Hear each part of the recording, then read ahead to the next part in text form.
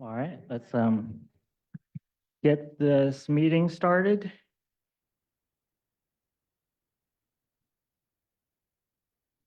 It is 5 o'clock. Today's Monday, July 15, 2024. We are at the City Hall.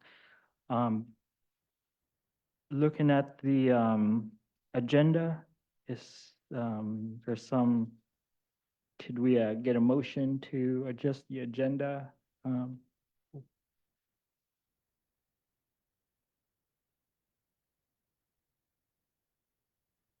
Thank you. I move that we move the new business items ahead of the old business agenda, please.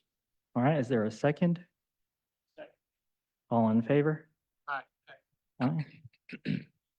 Motion passes. All right, let's jump on to the Pledge of Allegiance.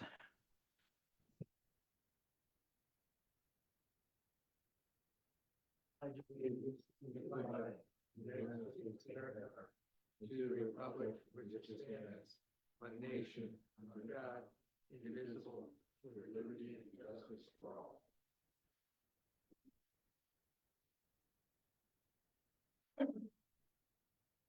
Next on our agenda, review of our meeting minutes from June 17.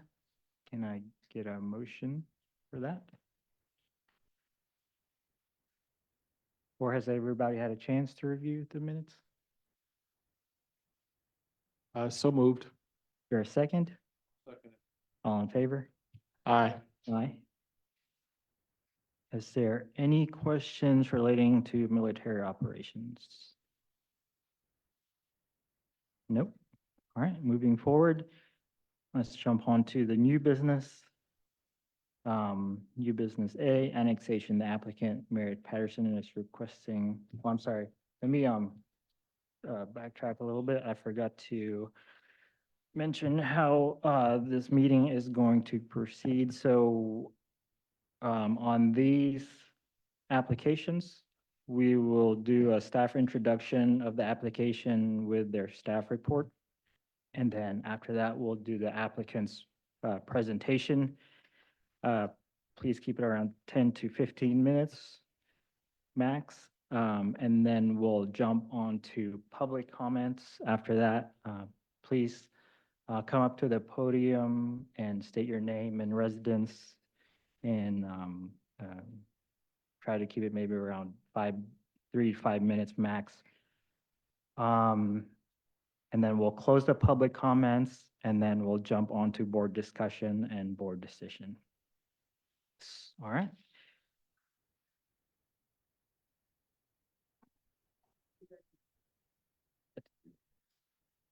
Press your button.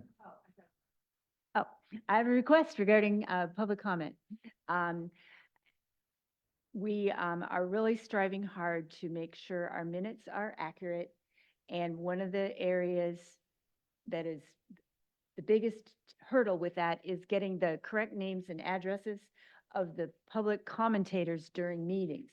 They just, either they forget, they don't spell, we can't hear them for whatever reason. So I would like permission to put a sheet up there by the podium and ask, and a pen, and ask the people who are commenting to please write their name and address if that would be okay.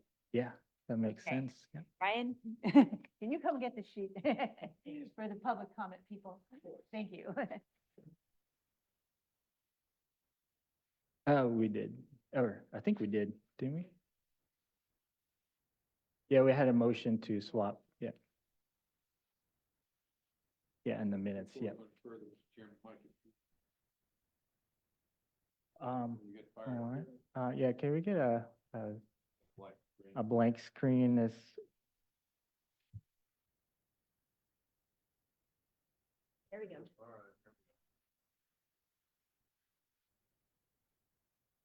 All right, good to go. All right, let's jump on to the first one. Take it away, Mr. Ryan. All right. Good afternoon, everyone. Mr. Chairman and Commissioners, I am Ryan, and this is the current annexation and rezone request. It is parcel 100-029-000-115-0000. It's currently in the county zone. That is their regional mixed-use zone right there. That's C5 RCMU. They're requesting to go to light industrial. The lot width at setback, from what I understand, is let's say it's 50, but it meets it. The setbacks in the front are 15. The side, when it's abutting LI, is 0. When it's not abutting LI, it is 25 feet. The rear is 10 feet. And when it's a different zone from LI, it is also 25 feet in the rear. The maximum height in the zone is 4. Now, these are some examples the applicant has given in their application. They are seeking to have the parcel in question annexed and rezoned to LI.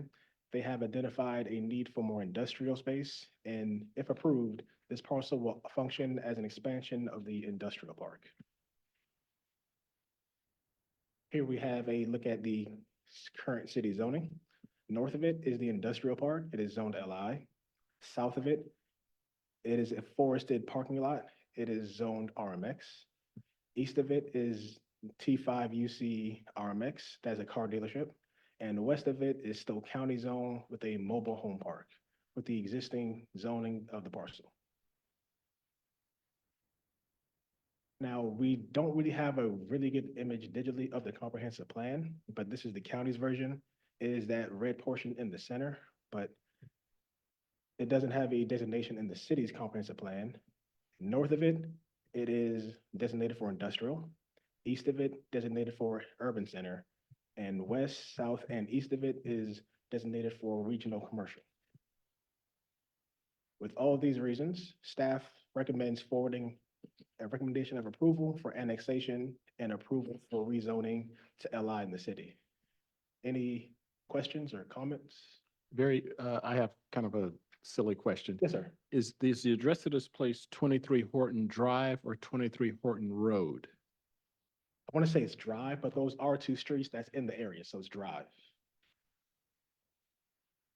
Because I couldn't find 23 Horton Drive in Google Maps at all. That's Google for you. Okay. So, okay. But both Horton Drive and street are currently streets in the city, well, in the area.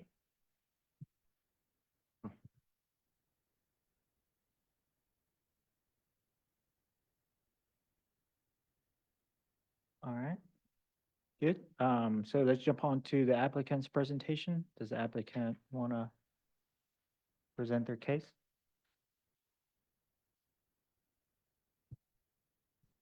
My name is Merritt Patterson. I have been in land planning and construction, real estate for many years. One of the areas when we were redoing zoning in the city of Beaufort off of many generations, one of the needs that was identified was light industrial property.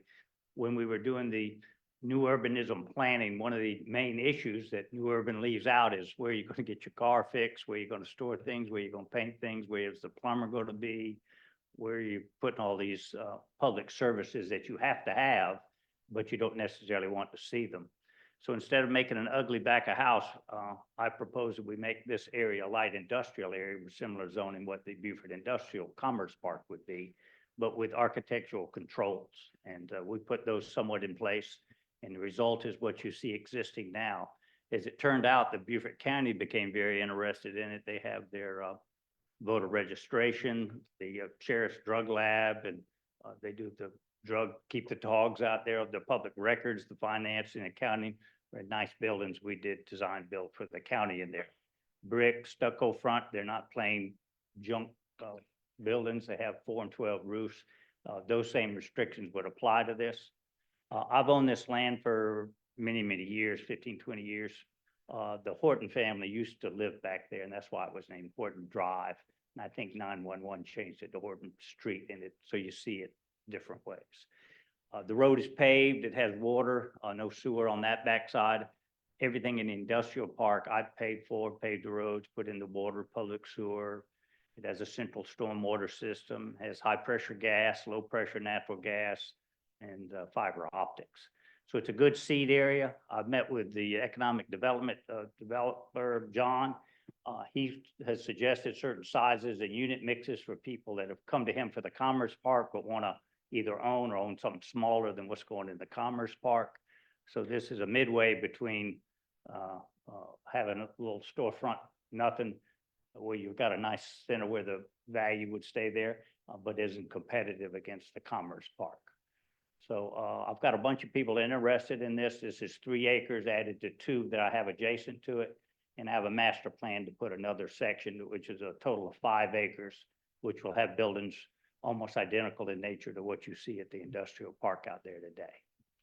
So nothing very fancy, same thing, just repeated, there's a little more land next door. And that land obviously in the county.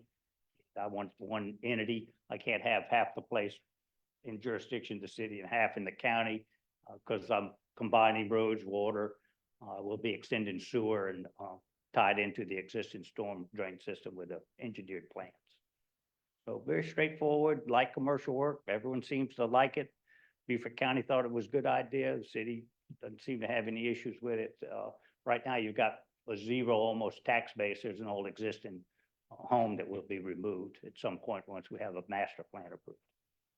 So that's my story. No wetlands, no, nothing there, but just volunteer pine trees over there now. There's maybe 1 oak tree somewhere in there. Questions for me? Not at this time. Thank you. You need my address for the thing here? We'll take it. I'll give it. I'm a resident at, on the point, 317 Lawrence Street.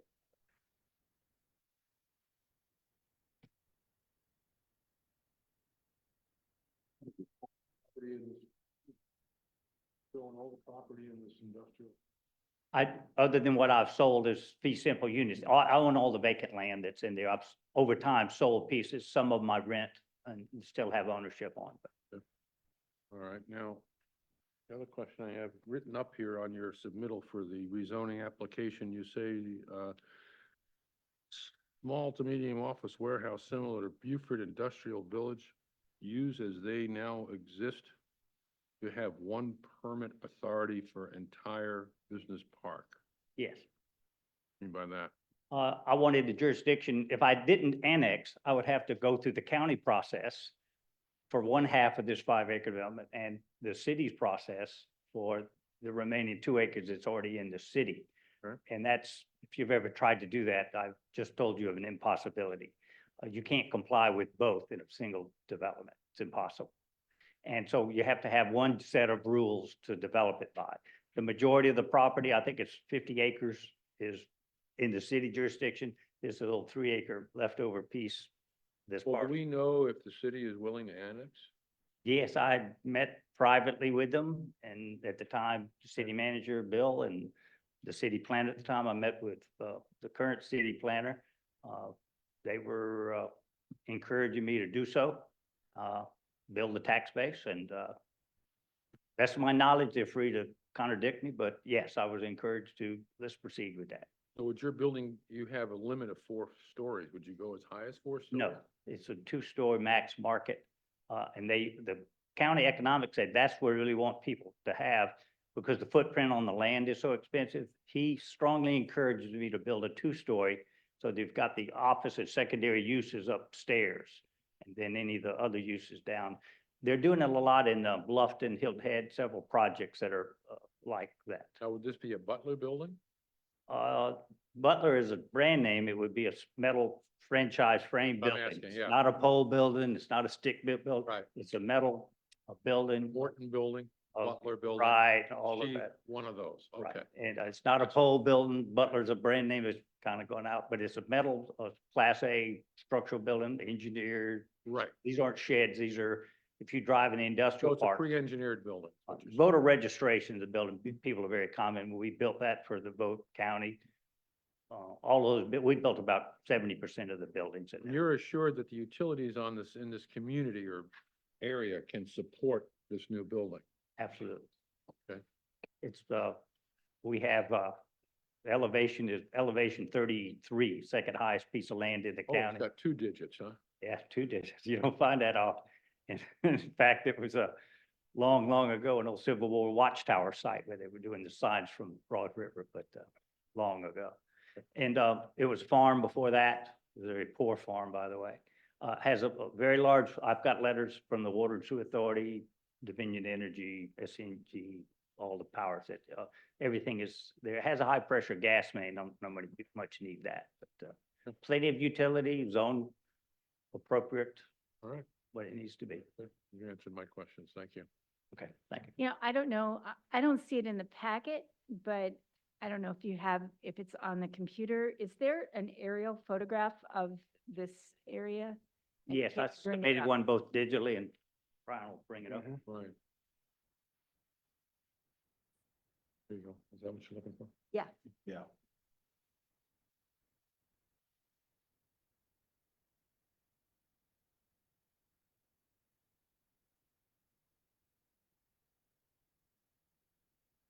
So the parcel highlighted in green, that's the one we're talking about. Yes, ma'am.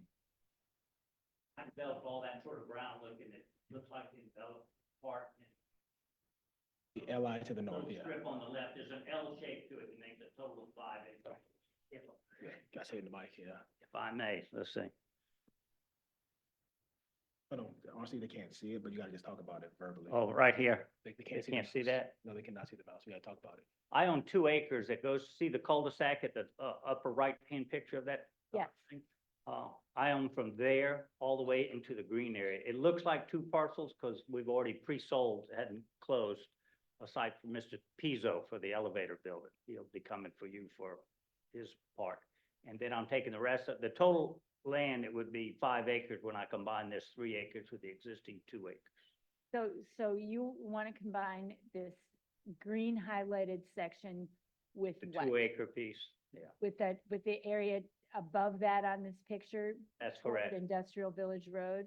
If you come in there, there's already existing buildings. The county owns the first 3 buildings. The car dealership, which is known as Precision Repair, used to be Earl's Body Shop. And then you've got City Electric, which we built for electric warehouse distribution. And then the next piece is vacant. Okay, That piece connects to this 3-acre piece. And then I'll put a road system in there that ties into Horton Drive. And, So that's parcel number 118 you're referring to, which would then connect yes, to your area marked in green. that's correct. And that way the road will extend from that cul-de-sac all the way through to Horton Drive, so the roads interconnect. Water and Sewer Authority will probably have me hook in the water system as a loop, whatever their requirements are. And, we'll put 4 to 5, 3 to 5,000 square foot, 2-story type buildings. Whatever the density is, I have to get the annexation and review all the setbacks and Water and Sewer Authority requirements, all the rigmarole of planning, but until that gets annexed, I have to know what set of rules I'm operating with.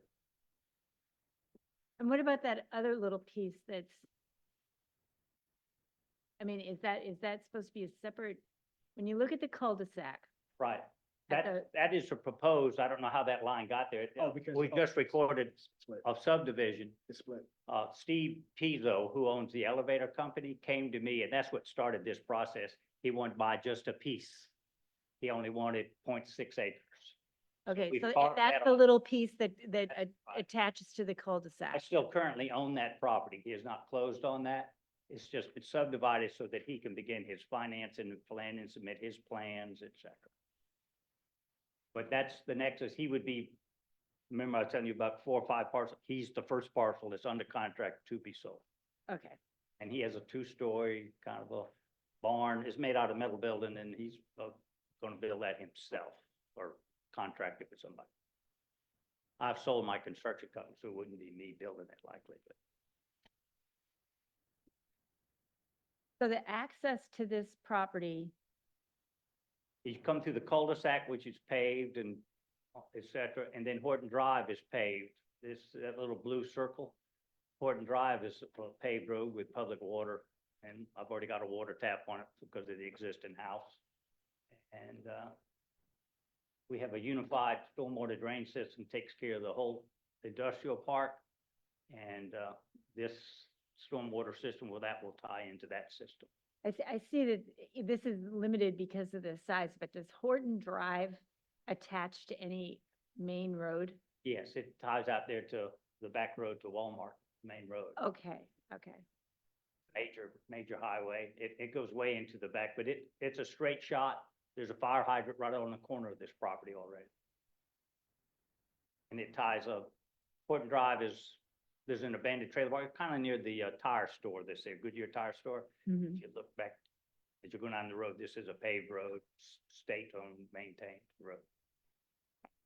It comes in at the intersection of Old Jericho Right. and Jericho peters out, but just north of that, that's where this connection road goes. In fact, that's why I'm gonna let through traffic, so people don't have to mess around with the cul-de-sac. They just pass through, get to Horton, go left or right, or turn in. It's that classic, let's make all the roads connect, and then nobody ever wants to. This is actually doing that.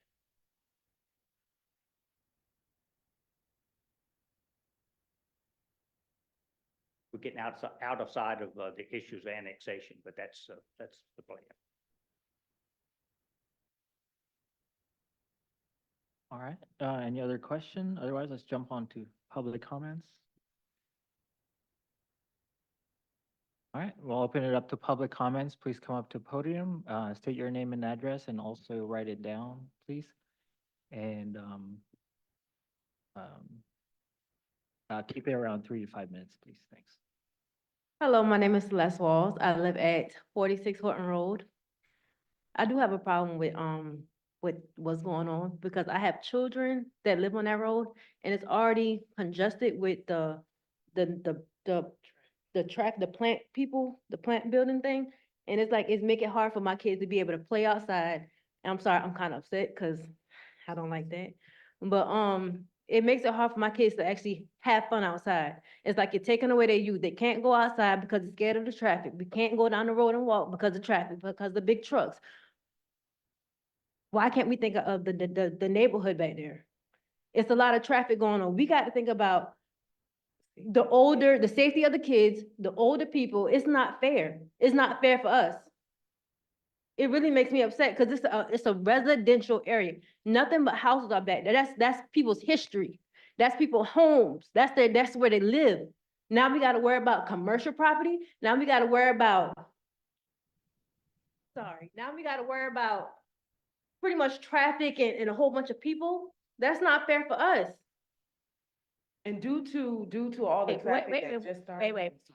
Ma'am, did you write your name down? Doing it right now. Okay. And are you finished with your remarks? Yes, ma'am. Okay, so then we got the next lady. So you need to tell us your name and write it down and, Hi, my name is Sheree Walls. I recently just bought my home and placed it on a land that my mom and dad raised us on. It's right across the street from 46, mine is 39 Horton Road. I'm raising my son now. I've only been there for a year. And ever since I've gotten there, it's just been high traffic due to, the new properties. I don't know if it's new properties, but people's coming to view the properties and they have a new construction nursery at the head of the road. So it's a lot of in and out, a lot of high speed traffic. I just reached out to some organizations on the island. It's a church just to try to build a fence to keep the kids within the yard because it's been plenty of time they almost get hit. And so opening up the road or making an intersection through it is going to make it even worse for us. She has 2 sickle cell kids, so being outside and being active is best for her kids.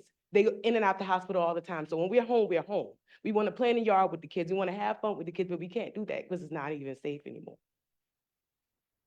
And my name is Sheree Walls. so just, you're both saying you live on Horton Road and on this picture, I don't know what's up on that screen. Is the aerial photo up on that screen? So it says on there Horton Drive.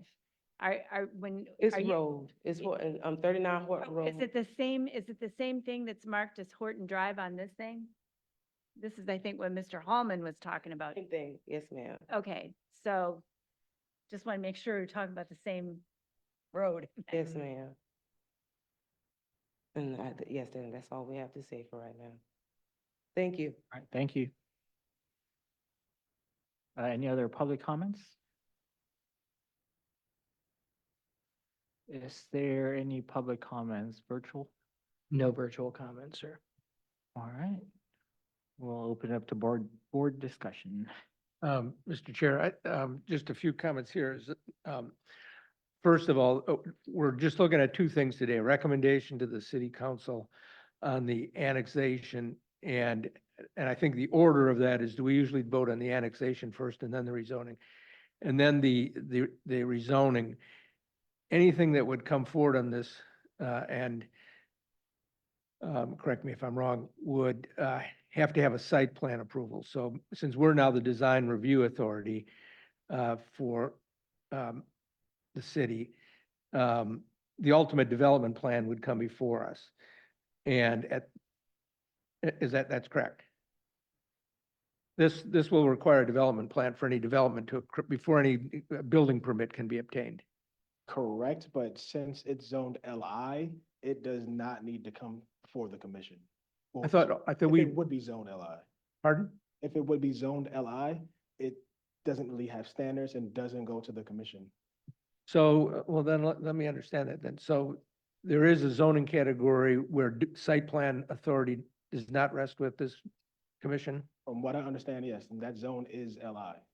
Is that the only zoning district without site plan review authority? From what I understand, yes, sir. So a site plan isn't required at all before a building permit, or is it approved at staff level? It's approved at staff level, but it doesn't go through the design review like portion. It just goes, it meets standards, like setbacks and like basic zoning standards, then building permit.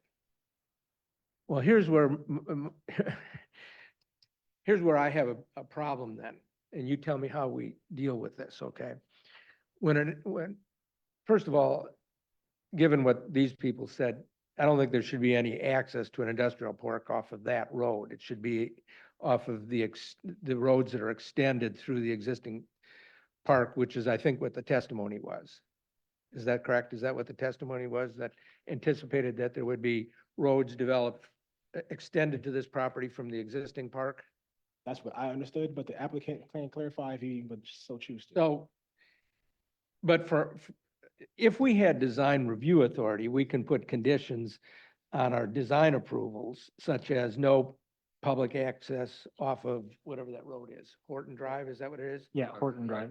And we could put design conditions such as when an applicant comes forward and says, my buildings are looking like such and such, we can do like we did recently, we could put a condition of approval on that would say something like buildings will be substantially similar to the images that were presented to the planning commission on, the date of this meeting.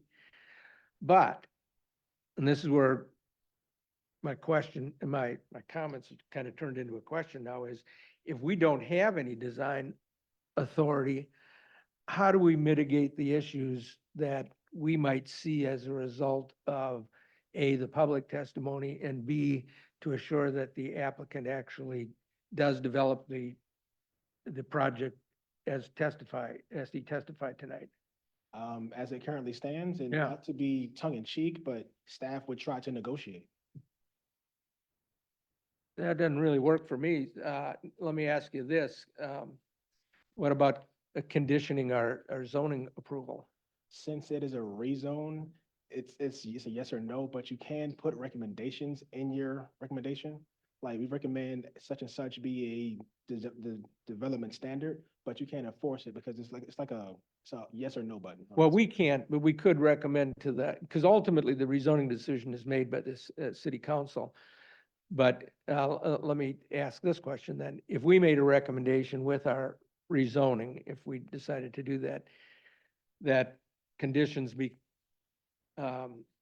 included in the ultimate rezoning on the part of city council, could they adopt the rezoning with conditions? From what I understand, no, it's a yes or no, but you can outline recommendations. Yeah, wait, Yeah, and I think I know the answer, but I'm asking you here just because where I came from, and as you all know, I was a developer attorney for my entire life in a pretty sophisticated jurisdiction where every zoning had a development plan. You didn't get your rezoning unless you also had a development plan approval with that. And so there were always conditions that went with every development plan approval. And that gave the community always a high degree of certainty that what they were getting was what the proposal was, that if the commission voted on it, ultimately, they could count on the fact that it was going to be delivered exactly the way the presentation was. What we have here, and I'm just throwing out because I don't have an answer to this, we get a presentation that says one thing, we say, well, we'll go along with it. We make a recommendation to city council. City council says, well, we really can't do anything more than just rezone it. And then it goes to staff. And while I trust you two guys and I like you a lot, none of us have any guarantee that you'll follow through on any of that. Nor do we have any teeth to do so. And you don't think you even at your level, when you approve that, It'd be very difficult. well, that maybe when we start looking at these code changes that we're looking at, we're gonna need to put something else in there beyond what we currently have. So maybe I missed something here, but I thought that this was a petition for annexation and zoning. Yes, ma'am. So we're not rezoning anything. It's not Technically- zoned at all at No, this point by it- the city. No, the way that let me just. Because when it comes to the city, we've got to make sure that it has a zoning designation that goes with with the city development code, okay? That's why that we've got to come up with, you can't just annex a piece of property with no zoning. We have to put some zoning on it. And this gentleman has just said that this is the zoning that would work for him if it was annexed into the city. And all I'm saying is since I just learned something new from what Ryan said here, is that this particular zoning that's being requested doesn't give us ultimately, or even staff, the ability to control the design. What about RMX? Yes, ma'am, it does. We But- would have the ability to right, control if it right. was, if we recommended zoning at RMX, such as the parcel immediately below it? I don't know if that works for him, but you'd have to answer that. Ask the question, that it's different uses, so he may not be wanting to do so. I cannot speak for the applicant. Give a little insight on some of your. To the mic, sir. The county also has the same issues you have to make appropriate zoning in the appropriate areas. And this is sparsely occupied. It certainly has some homes back in there. And it was an area targeted for redevelopment by the county. That particular existing zoning, as it is now, whether I'm present or not, when I bought it, it had the zoning, allows all of the same uses we're talking about. In fact, you can have restaurants, you can have daycare, you can have little schools, you can have all sorts of businesses, you can have warehouses, all of the same uses. In fact, with my plan, are limiting the uses to what I've already got. So I could come on Horton Drive and start throwing up buildings and have the same trucks and the same stuff that's the complaint. I don't need to annex, I don't need to rezone. It's I going to got be built by trade right now, and I'd have to go through the process. But whether I'm in the county or in the city, I'll have to do a full development plan. It's very extensive. Staff reviews it when it's limited industrial, but the stormwater compliance, the setbacks, the runoff, I have to get all the letters for utilities, I have to deal with water and sewer authority and site clearing and trees and landscape requirements, buffers and all the rest. So let me understand. So you're not, Yeah. you're not giving up anything to take the LI. So if I understand you, what you're trying to do is get an equivalent to zoning to what you have now. And to give up what you have now simply to get into the city, that might not be such a great deal. It isn't. Yeah. But I it is get it. easier administratively I for get it. me to deal with the city versus going with the county, which is Yeah, uh, and the city, a and the- very cumbersome year. It could take 2 years to get going here. And Here it'll probably just take a year or something. can our staff confirm then what you just said? Because if it's true, then it's just a fact, an additional fact we got to deal with. That the zoning that he has right now for the county has the same degree of flexibility that he's looking for in the zoning category from the city. If you look studying why the county did what they're doing, Yeah, of all those parcels all around Horton, it's mobile home parks, car washes, it's the overhead power line, high voltage power line they're putting in. They're expanding, putting a second high voltage power line over through that, couple of 100,000 megawatts or whatever. right. Well, mobile home park, Butler Hardware. Let me ask him the question, is the zoning that's being requested from the city of Beaufort essentially, it might be called something else, but essentially the same flexible zoning district that he has currently from the county where it doesn't require a development plan review? I did not look into if it's required for a development plan review, but I do know that the current zoning the property has now allows for more uses. and we'd be going down to less. Only issue is we don't really have design review standards. Yeah. So being LI and I got it. how it's written. I got it. With the Allow ca- School, daycare, that stuff is limited. Well, let me just ask you then, because if doesn't sound like we had a lot of good options here, maybe no option. Is it, One way. do you acknowledge that you're not gonna try to use that public street for access to this property? The, You can today, I guess. how many laws do you want me to break? The zoning laws require if I have one public road, I have another public road, I'm required to You gotta tie have a into the connection. public road because they want an Right. interconnectivity of Right. roads to have a network of streets. That's the whole new You're right, yeah. urbanism concept. And that applies to me as well as everyone else. Could it be an emergency access It, only? it could be, but I want to imagine how you're going to run that little park and it's a paved road for a reason. They paved it to have traffic come and go. I get it. I don't think it's a secondary use. I certainly have a concern, if I had a bunch of tractor trailers, and trucks coming around in front of my street, all I've got is Yeah. horse carriages, but, I would consider not tying it in. I think it's very poor planning. I understand. And if you were gonna tell me, don't tie it in, let's take that requirement out of the sewers, nobody has to tie in any connector. No, I You see understand. how foolish that sounds I to understand, propose that. I understand completely.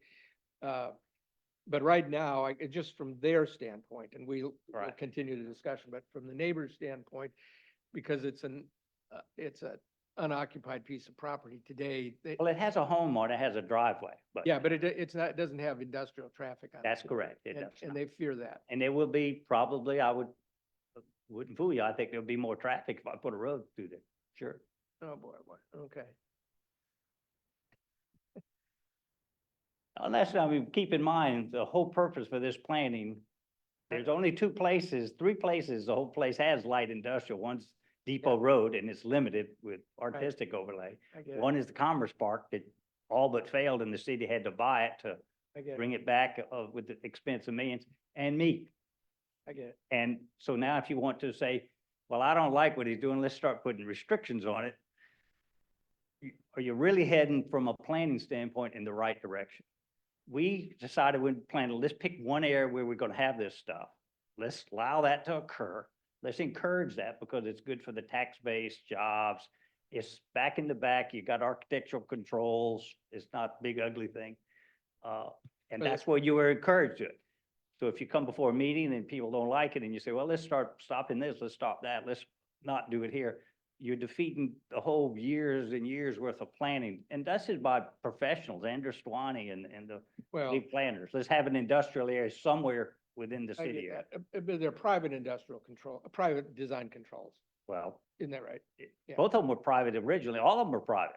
No, I just mean that we're not talking about any public design review. We're just talking about you imposing a set of covenants, conditions and restrictions, I guess. that Now, you they, would- they do a design review. I mean, I'm setting buffer, landscape requirements, green landscape. It's not me going out there and do what I want. They've got a detailed requirements You're that talking about the- staff reviews. They just don't run it to a public committee.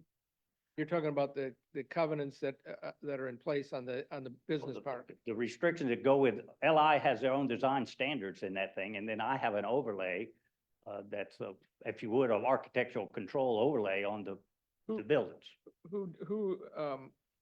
Who enforces the design standards there? Is it a private corporation? Me, I am the design committee. Oh, you're, With another okay, fellow, that's Leaf what- West. that's what I was The getting private at. owner, I own no land, I had the restriction and covenants, but, Well, that's what I meant. It's and private. someday I'll die, and then it'll have, be a POA of some kind.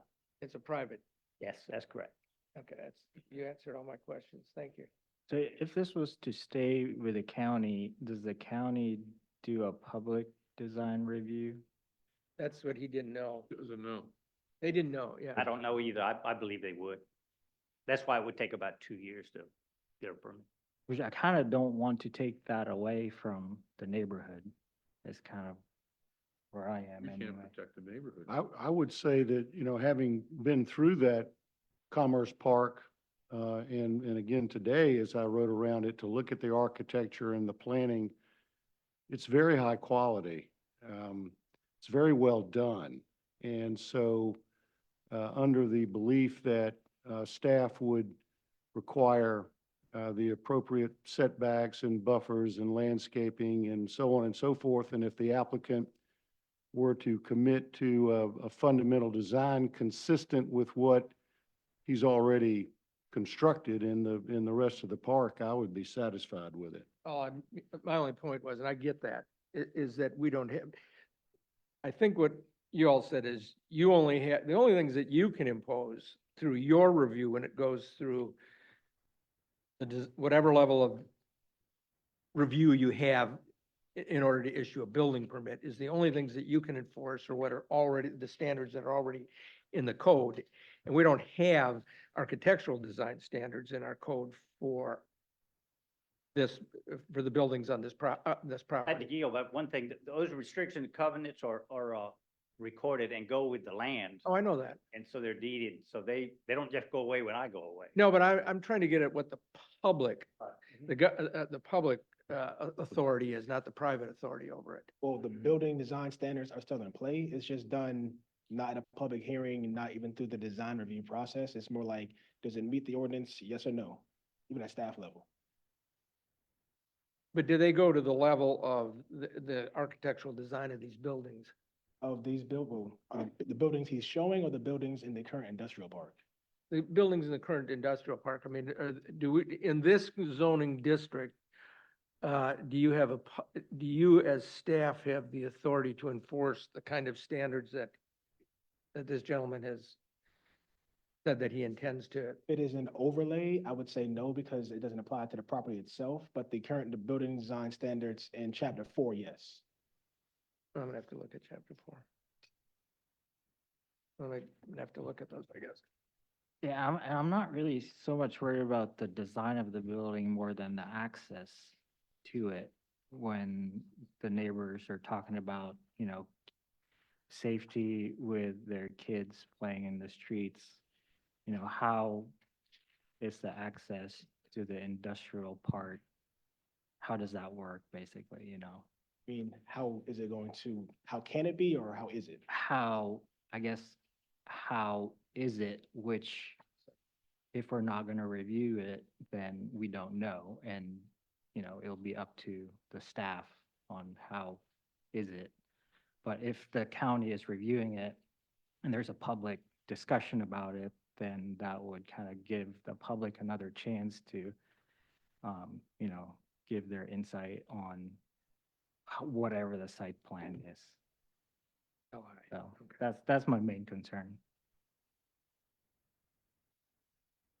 I think Kurt has something to say.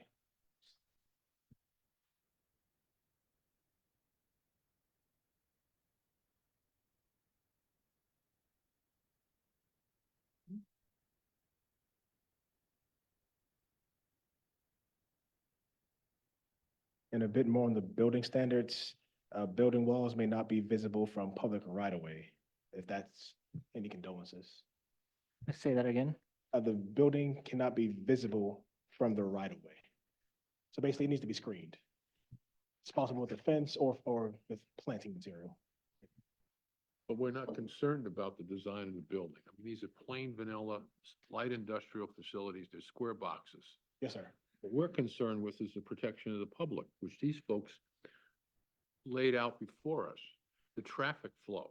And if we don't have any access to the design to review that traffic flow, to put some protections in for these folks that live in the neighborhood, then we're not doing our job up here. I hear And you that's what loud and clear. a lot on this committee are saying. Got it.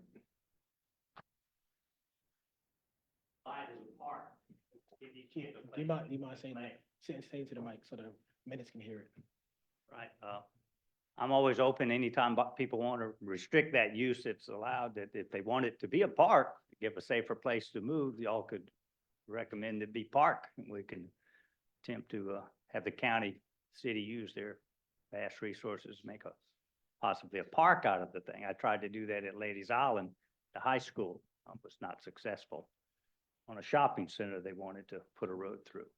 But that's strictly up to y'all, how y'all want to annex it. I think we delved out to does this meet the requirements for annexation and does it meet the requirements for LI? Y'all have definitely put on another hat to be a design and traffic analysis, you've gotten into the land development side, which is a whole nother process. I understand why, because people have expressed concern on the traffic. It's a legitimate concern, so It's a very important concern. it is. It doesn't appear that there's any impact from either us or the design to reroute traffic away from that community. They're gonna bring them up, you're gonna bring that traffic right up through Horton Road, right through their neighborhood. Have And you, has anyone ridden on Horton Drive in there's not a darn thing we anticipation of can do this? about it. Maybe Ryan, could you help us, because we're trying to see here. I'm in no big hurry. If we want to postpone this, let y'all take a ride through Horton and then come back. Now, let me just ask you, it looks like the affected stretch from Old Jericho Road to this property on Old Horton is, or on Horton Road is. They're not turning left pretty- on Horton. Hmm? They're not turning left on Horton. They're only turning right, coming out of the park. Coming out of the park, they're It's a taking. dead end road, y'all, Right, that's it what I'm goes getting at. nowhere. So can you, Ryan, point out where these ladies live on Old Horton Road relative, so we can see it on our map? Sorry.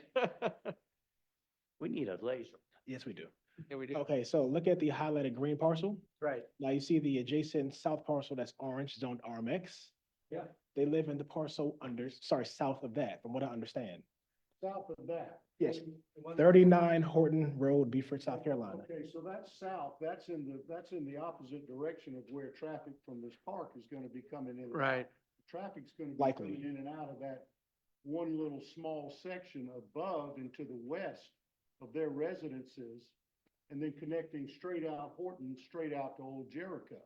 It would appear so. There is no traffic actually from the park generated that's gonna be passing their homes. Their homes, but it's possible other people in the community have the same What concerns. is located presently on those two parcels? So Horton Drive bisects, there's a parcel on the north and a parcel on the south. What is currently located on those parcels? Talking about 91 and 88 or 89? About 89, yeah. 89 and 91. 91 and 89. You mean Okay. west of the site? Looks like 89 is the trailer park, right? The parcel adjacent west, yes, sir. Is that fenced? Is the trailer park enclosed in a fence? From what I can tell by Google View, Google Maps, no, sir. Okay? And It so is? Google Maps is wrong, it is fenced. Parcel 91 to the south, what is that parcel? Of.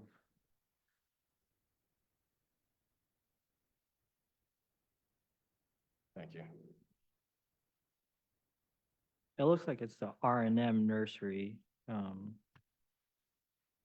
I'm not 100% sure. It appears to be a nursery, yes, just to double check. That they combine two parcels and make. Oh, well, I'm talking about, yeah. They combine two parcels that went on the highway, main highway, and they have some back gates that go onto Horton. And they don't ever, their traffic goes a little bit on Horton and on the main highway. And it stretches back to almost, it is right across, there's one home that's right across the street from this property. So we can put it in design if you want me to recommend it, have a right out, left in only. I could make the road turn so a truck couldn't turn left as part of the driveway, so it couldn't turn down Horton Drive if you want, but So you're talking about the home on parcel identified as number 24 on here, that triangular? yes, lot? there's a single family block home. It was one of the Horton sisters' homes. Okay. And, there's only one house that's there. Now, everything else is further down south on the Horton Drive as it goes. Like where these ladies live? That's correct. You could have it where the car could only go there, but I think we're splitting hairs. I don't think they want it connected at all, any traffic on there at all. And they don't, but you said per county regulation and so forth, they require the connectivity probably. Right. The rules are not supposed to connect the roads. Right, I understand that. So I've run into that argument many times where it's the way the rules are written. You Yeah. pick how you want to do your Yeah. community. It's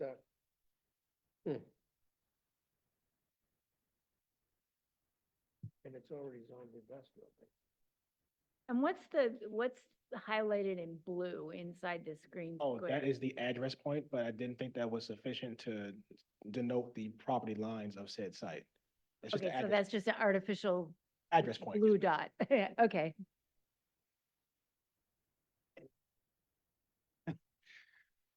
I've been trying not to say a word on this whole time. Well- But I think it's important to note that, right now, this property, the way it's currently located, it's in the county, and he has the uses to allow the industrial park.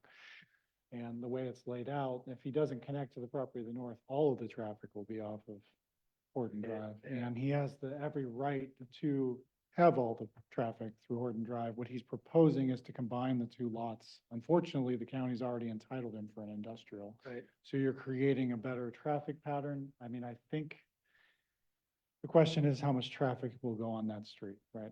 And so I think as Mr. Trask stated, it's likely because of the, condition of Horton Drive and the fact that it's a right out only, and it doesn't go anywhere, that, potentially most of the traffic would go through the industrial. Well, we had to ask these questions independent of even the neighborhood testimony. I would have asked all these questions just to better understand what's going on.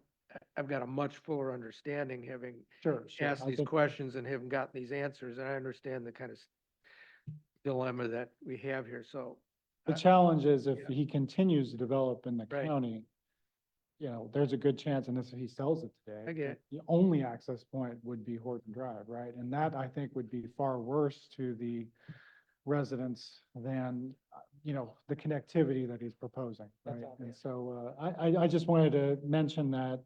And I also want to mention with the light industrial, as Ryan was stating, it is a weird kind of exemption and as the applicant is stating, there's so little industrial property in the city. I mean, I don't think there's more than like 100 lots at most. And, they are basically just some design standards. So this will all have to be screened. I mean, and there are certain materials and that's that, right? And so that you'll know that this will have to be screened from Horton Drive. So, I mean, I don't know if that helps, but as you make a decision, but again, I know it's a difficult case. So getting back to my question about RMX, what if we were to make a recommendation that the city allow the annexation, but zone it RMX? Well, again, that would be problematic in the case that the applicant, the property owner has come forward petitioning for the annexation, and I think he'd have to agree to it because the city's not petitioning for this annexation. So what he would do, Kimberly, in that situation is, because we had some of these cases, Mike and I did on the old planning commission. And so we asked some of those same questions in prior cases. And at that point in time, the answer is, well, then the applicant can just, if he doesn't get the zoning that he wants with the annexation, he withdraws the whole package as he Withdraw, doesn't yeah. proceed with the annexation. He's voluntarily, yeah, he he's- has to voluntarily agree to a Right. new district, because right now the city has no desire to, I mean, obviously, So, we're recommending approval, but we're not going to, our policy is not to try to annex properties unless there's, so, right. That's why when we handle these things in the past, I always like to make the motion as annexation and zoning go together because it's really a package deal. Our recommendation, it's kind of a package deal. And we don't want to make these decisions about annexation independent of what the zoning district's going to be within the new annexation. And it always has to have a net benefit to the city in the end. And since we're in our discussion right now on this thing, I guess the way I'm sort of coming out on this, where I was kind of trying to figure out a way to make it more palatable, to me, it just sort of looks now like we're in the situation whereby if we deny zoning, he can do just whatever he wants on it, and all the traffic will go via Horton Road and none of it into the existing industrial park. If we annex it into this, give him the zoning that he wants, we're gonna have to rely on our staff to try to cut the best deal using our regulations that we have when they go through the building permit process and whatever design, whatever limited, development review process we have, authority they have. And with the understanding it's gonna be frankly better off for the neighbors with probably most of the traffic ending up going through the industrial park than the alternative of none of it going through the industrial park. And our staff not having any review authority over it at all. And it, whatever happens there just happens based on what limited authority the county has over this. I think we'll end up in a better situation is just where I'm coming from. Well, but I think I heard the applicant say that if we do not make this recommendation, he has an alternative to go through the county. So there is somebody else, and that's the county, looking at this. Yeah, but the county, the one thing we do know is that if he goes through the county with this, unless he connects it, I mean, it could very well end up being that the only access is through Horton Road. And then, and it never gets into that industrial park. He may still leave it in that, try to get it in the industrial park, but I'm just saying is, you know, this way, we know what he's trying to do. He's trying to get it into the industrial park and make it part of that project. And we know that he controls right now some covenants, conditions, and restrictions, which isn't ideal for us because we don't have any control over that. But we do know that he does and that everything else in that industrial park is pretty decent. Is that right? I mean, I think a lot of that's opinion, so I don't know if I can say, but, Seems like a reasonable opinion. I was just gonna share that, you know, he can't consolidate the two lots because they'd be in two different jurisdictions. And so, you know, he could obviously give himself an access easement to this other property, but consolidating the lots in the two jurisdictions would not be possible if you didn't annex. So that would be, you know, again, I have one question I'm curious about. The two addresses that the public speakers mentioned, 46 Horton Drive and 39 Horton Drive. Are those in the city or in the county? County. They're in the county. Yes, sir. Oh.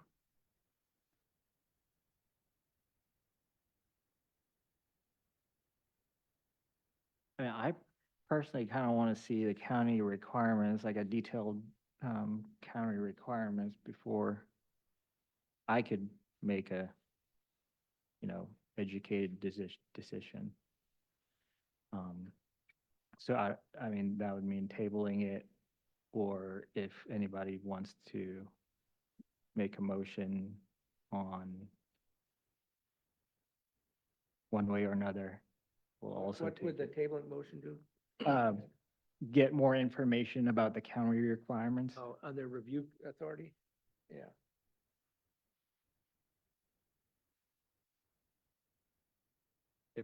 If I saw it tabled at all, it would be only because I'd want to drive over there and take a look at it because I'm just trying to figure out the relationship between the existing industrial park and Horton Road. I'd like to put my, I'm not saying I'm necessarily against it. I'd just like to put my own eyeballs on it, just so to understand what's going on, because I can see what 46 Horton Drive looks like. I'll show you. So What if we make a motion? this is 46 Horton Drive, Yeah. 39 Horton Drive is over there. I'm assuming the industrial park is over here. But I don't know. I would. Yeah. So this is 46 Horton Drive, 39 Horton Drive is back over Yeah. there. Yeah, This- you're right. Yeah, Right. yeah, this is Horton. I'm wondering if this is a road that goes into the existing industrial park. I think industrial park's on the top there. Yeah, I think the only access to the existing industrial park is Industrial Village Road Yeah. that hooks on Oh. Hill Road. There, yeah. Look, yeah. So his property right in there. This property's right in Yeah, there, yeah, and so this road, he's already got access to it. Horton Road, Yeah. Horton, I And guess this it's is, Horton and this is the Drive. trailer park here. That's the trailer park. That's the trailer park. And this is the okay. little house he was saying that one of the Horton people, yeah, whatever the name is, Mhm. lives there. So I think, Mr. Chairman, your point about the one piece of information that we don't have is what additional authority does the county have today that the city wouldn't have? That's the only piece of information we really don't have. Right, I mean, if it's, you know, if it's gonna benefit the neighborhood to have extra say on what happens in this property, I kind of would almost don't want to annex it, but if it's the same requirements, same uses, it seems like, you know, I don't see an issue with that. Well, I think based on the statements that have already been made here today, that whatever authority the county has, the, at minimum, the process of getting approval somehow would be burdensome. Um, I think the applicant said that, like, in 2 years' time. So I don't know, there's something there that we don't know. So Right. I agree that it would be great to table this and give everybody an opportunity to actually drive now that we've figured out the Horton Road, Horton Drive situation, which is less clear than one might think from looking at all our maps, and also to ask staff to please give us some information about what alternatives, would be, including possible other zoning designations that might allow the applicant to do what he wants, but also allow us to have, or staff at least, to have some review power over anything that is done with this parcel. Again, that's on the applicant to say, yes, I want that different zone, or no, I don't. It's really dependent on. Right, but the in regs. the interest of consensus and working with an applicant, and we always like to do that, it would be beneficial for us and the applicant to have that information, and I'm requesting that staff provide that information to us. That will be provided at the next hearing of this, whether that's the commission or the council, whatever you decide. Well, I think that we're trying to get the information for us to decide. And for me, the one piece of information that would be useful is just to know what the review process is at the county. I wish if we had the code here, we could probably look it up and find that out. I just don't know what it is. And, and that would then at least let us know if by accepting this into the city and designating the zoning on this property that the applicant has asked for, whether we're really taking away some level of extra review that exists Right. that might be important to the greater community, right? Yeah, that's how I Is that the feel. real question? Yeah. Well, and I think, access is obviously an issue. The applicant has indicated that he wants to preserve the option of access on Horton Road, Horton Drive. And, that's a concern. That's what the public speakers are concerned about. And I did see one of the ladies just raising her hand back there. I don't know if the chairman is interested in entertaining whatever it is. Yeah, she we wanted could to have. open it up back to public comments real quick.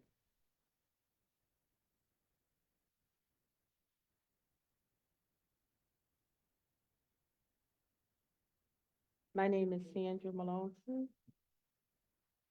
And my address is 11 Horton Lane. I speak from my neighbors, which is my family, to the point that I've lived down there since 1965. And where the gentleman is talking, I knew the Hortons and the Boldens. Where he's speaking, if you come off Paris Island Highway, you make a right turn, because there is no left turn to Horton Road. You only make a right turn, or if you're coming from Beaufort, you make a left. Okay? Yes, there's a trailer park there that's fenced in, wired fence. Then the industrial lawn, landscaping, that's fenced in. Okay, when you come down Horton Road, across the street from the Boldens is the Horton home. When you come around, there's 1, 2, 3 houses right from where the Boldens house is. You'll come around the curve and there's 1, 2, 3, 4, 5 homes there. But the residents who live around Horton Road is the property of the Does. And that's like Miss Caroline Doe, her heirs' property that they've lived.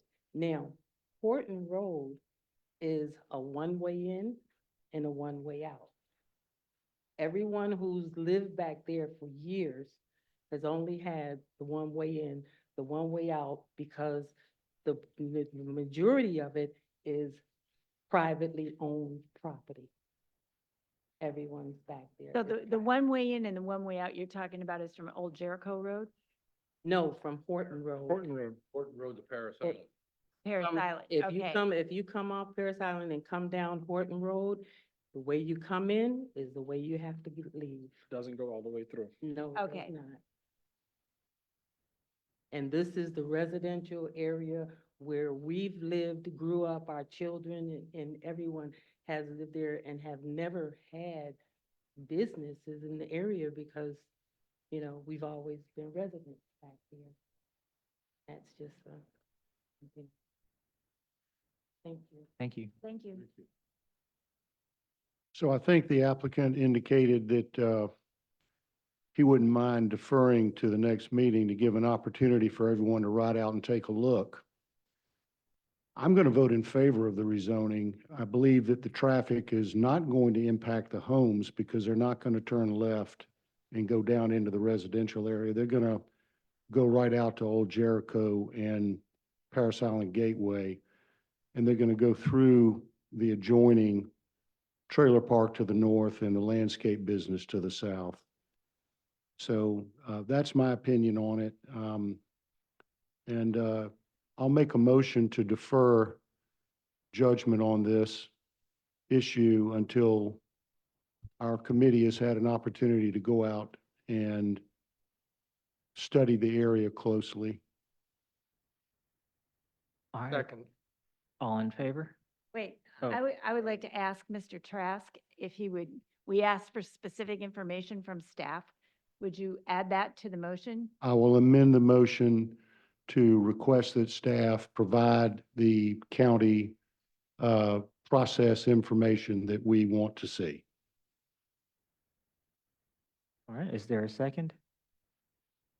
Second, yeah, same second. All in favor? Aye. Aye.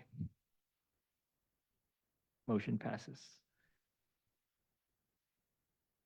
All right, thank you. Jumping on to our next. Something right here.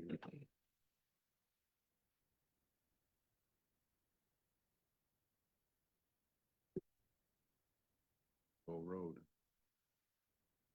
1140 Rubo Road. Take it away, Ryan, thanks. Oh. Not be willing to do it, but I don't know. Okay, Then we go out and look at it. so 1140 Rebo Road is a design review. It is a conversion from the old bowling alley there to a potential self-storage facility. Again, we have the parcel number right there. It is zone T5 UC. There is no maximum density, nor is there a minimum lot size. The front setbacks for this use in this zone are not applicable. Side setbacks are 0 when they're interior and 0 to 15 when they're at a corner or alley, 5 in the rear, and 5 stories max is the height restrictions. A bit of the background, again, they're seeking to convert this property to a self-storage facility. It will contain a site keeper office that will have 2 dwellings, they also will have 2 dwellings on the second floor. The manager's quarters will have 4 bedrooms, a rec room, and private storage. The upstairs dwellings will have 1 bedroom each and will have no shared access point to the facility. Now here are the streets and accesses. The entrances are proposed on Rebo Road to the east and Bowling Lane to the northwest of the project. And the exits are on Firehouse Lane to the north and again on Bowling Lane to the west. And the applicants are claiming they own the portion of Bowling Lane on their site, but they have been letting me know that they are cooperative and want to keep it open for public access. Findings of fact. The plan is consistent with the adopted plans and policies. Currently, they are not. The plan complies with the applicable requirements. While it does adhere to the relief of the 300-foot setback, the current design, from what we understand, does not follow Chapter 4, which is the fenestration requirements. There's adequate infrastructures to support the plan. From what staff understands, there are access points, parking, and utilities to the site. The plan, finding of fact D, the plan conforms to the character of the neighborhood. Staff has concerns this use does not fit the overall neighborhood, but is allowed. However, the proposed architecture is similar to the fire station and has been well thought to not detract from the existing neighborhood. The landscaping proposed shall screen the site, and the proposal has 2 stories max and is set back from Regal to allow future location of another commercial or residential uses abutting the street called out in the code, or to create a liner building. Let me go to E. The plans do not appear to conform with the design standards in Article 4. The architecture is also similar, and for similar reasons. Yes, and E, sorry, ooh, small font, F. While storage may not produce negative externalities to the adjoining parcels, the applicant has provided necessary architectural standards with the review of the city architect. Granted, there was a miscommunication. I was not understanding that it is not fully done with the architectural standards to be captured with conditions. So for this reason, staff recommends to table this item until it's more compliant with the comments given by the city architect, which are here. It was also in the email I sent on Friday to let you know staff has changed the recommendation to table this item. What is the applicant wants to proceed today? Is that why we're here? In short, yes. I was under the understanding it was further along with the architectural process to where conditions could be placed on this project to get it to be compliant and it wouldn't be an issue. But after talking to the director and the city architect, they let me know it is not. So we wish the PC to table this item until we can get more time to review the architectural standards to get it more compliant with the code. So is this the only way that we can get a project that staff feels is not ready off the agenda? I mean, we don't put it on the agenda. You guys put it on the agenda. Yes, ma'am. That's my mistake. It was miscommunication. Okay, so Oh. I mean, if there are standards in the code, it either complies or it doesn't comply. That's not up to us to decide, right? You are allowed some deviations to it. Well, doesn't somebody have to ask for a waiver or something from the code, or? I mean, a standard, you either have to comply or you don't comply. And so right now, you're saying that on further consideration on your part, you don't think it does comply with the code. Correct. After talking with the city architect again, I emailed him saying, oh, it's going, does this meet the standards? He's like, well, you need this and this. I was thinking it was smaller items to where conditions Yeah. would make it not a big deal, but he let me know they were more outstanding than I understood.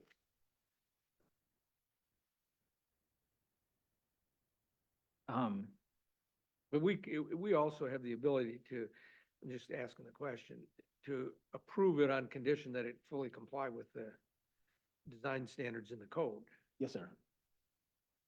And then they just leave it up to the staff to make sure that that's the fact. Granted, but talking with the director and the city architect, they were not comfortable with that on this project at this time. Okay.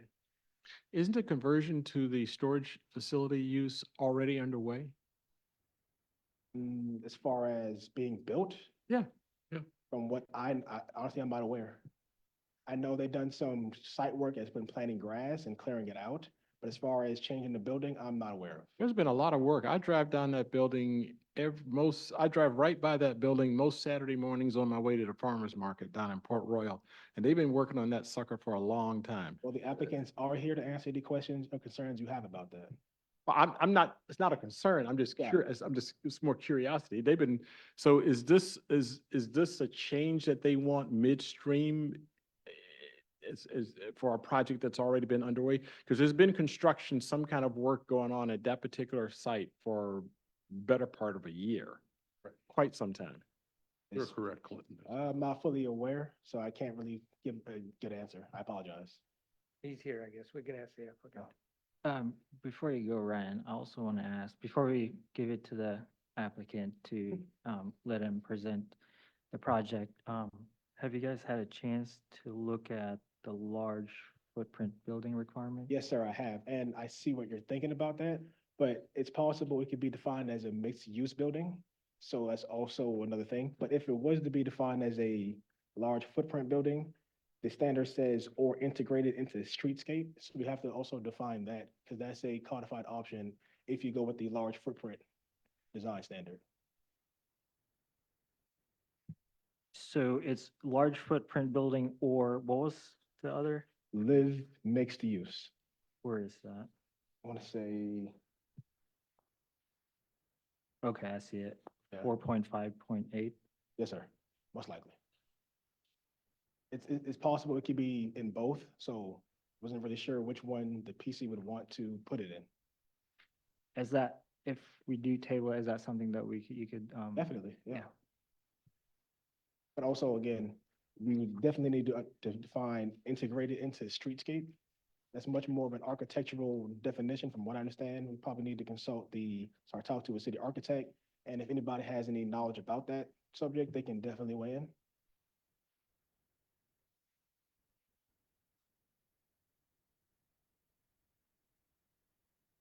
Okay. All right, anybody other questions right now? All right, we'll give it to the applicant to present their project.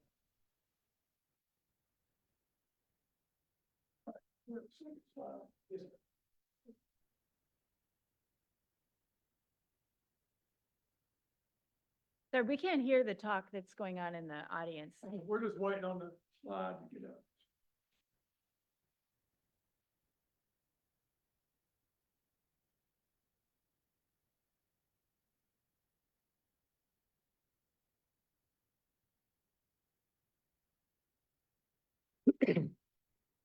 There's some things that we have in paper that are not showing up here electronically. Okay, I think we're talking about finding fact of, B, the letter B. Well, let me answer your question about the Sir, construction. sir, could you start by stating your name and Yes, address? sir.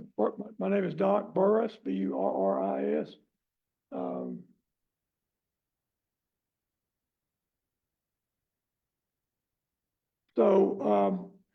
We asked that we continue to be on the agenda, even though we were told that we would not make a decision, that would not be voted on today. To just bring the commission up to date.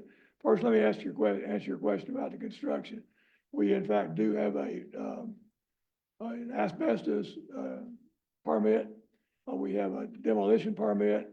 We have a permit to remove stumps and fill and level the lot next door, which is separate from the lot that the bowling alley is located on.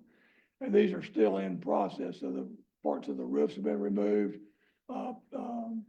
Some of the block work and brickwork that was on the building has been removed. Some of the porches and sidewalks have been removed. Basically just preparing to get ready to permit it so we can start with foundations and so on to start the project.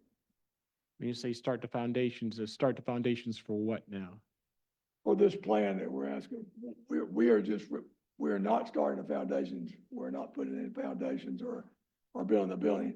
We are demoing the parts of the building that won't be there when we finish.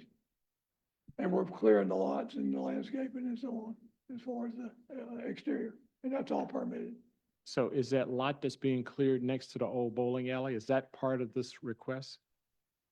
There's no, the request we have now has nothing on that lot. Okay, That's a future, as he described, for a liner building to cross the two lots on Rebo Road, which is the long-term plan, I believe, for Rebo Road to do that. Okay. So my question is, are there ever possible exceptions? I know the design review, the architect's request was that we increase the fenestrations to the 40% level. We have done that in the past. I don't know if you're familiar with the Ladies Island Cinema, the movie theater on Ladies Island, and the Mama's Attic furniture across the National Cemetery. Those are two of our projects that we've done, rehabbing old structures, converting into storage. from the exterior, if you didn't know it was storage, just by name only, you can't tell. I think Benji was one to help us guide the storage on Ladies Island to meet the presentation to the Beaufort High School driveways, and, we certainly did that, and it turned out to be a very nice looking project. My question is, it is storage from the exterior. Do you have photographs of the exterior on your, okay. We have, put a lot of time and energy in to make it look like a library or a museum, anything other than storage. And we're proud of that. But it is storage. So the inside of a portion of the building is not a room or a space. And the fenestration required for clear window lighting, is just not practical in that type of building. In the past, we've used shutters. We've used fixed shutters because we don't want to have wind and storm damage and functional shutters that are not over windows. So, I guess my question, is there any room, for us to utilize, the architecture that we've used on the last few buildings that we've built, which are what's designed there. This is a much higher level than what we built in the past, but we did incorporate some shutters along with the windows. We actually, called for, one side or not see-through glass, so that, the wall behind it would be not seen. So my question is that something that, could be considered for us to use apparent fenestrations that aren't fenestrations, as shown on the drawings? So on this picture, those windows are proposed to actually be clear view. They are. But then I guess when you look at like the drawings, there's some of those Yes, sir. windows are, you just have shutters permanently, Some are clear view and some are shutters, permanently attached. and those shutters just stay closed. Stay closed. Yeah. And then in addition to those shutters, the clear view windows and those windows with the permanently closed shutters, did you say some of these other windows are, That whole section there is clear view.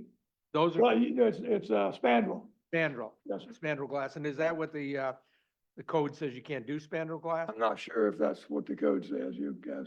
Yeah, that's a pretty good solution to that problem, I've always thought, in these kind of. That's the normal solution in any city with any kind of vertical construction. To be honest, I would definitely have to lean into our city architect to answer that question. I was just wondering, maybe that's one of the things that he has. Possible, I have no idea. Okay. Yeah, I've been down this road a lot of times and it just, when you're dealing with something like this, a closed bowling alley and moving to it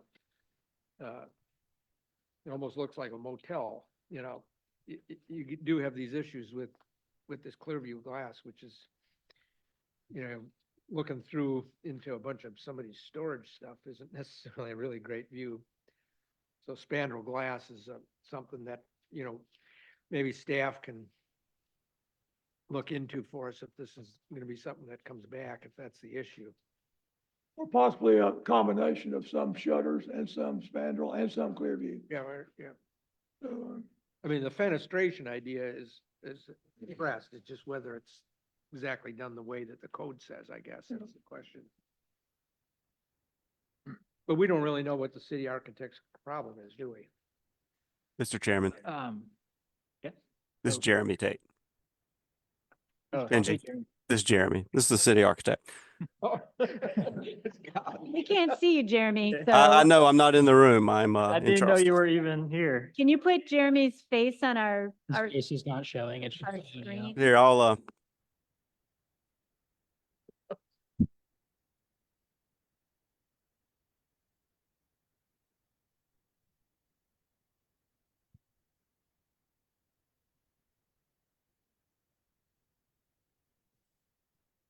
can y'all see?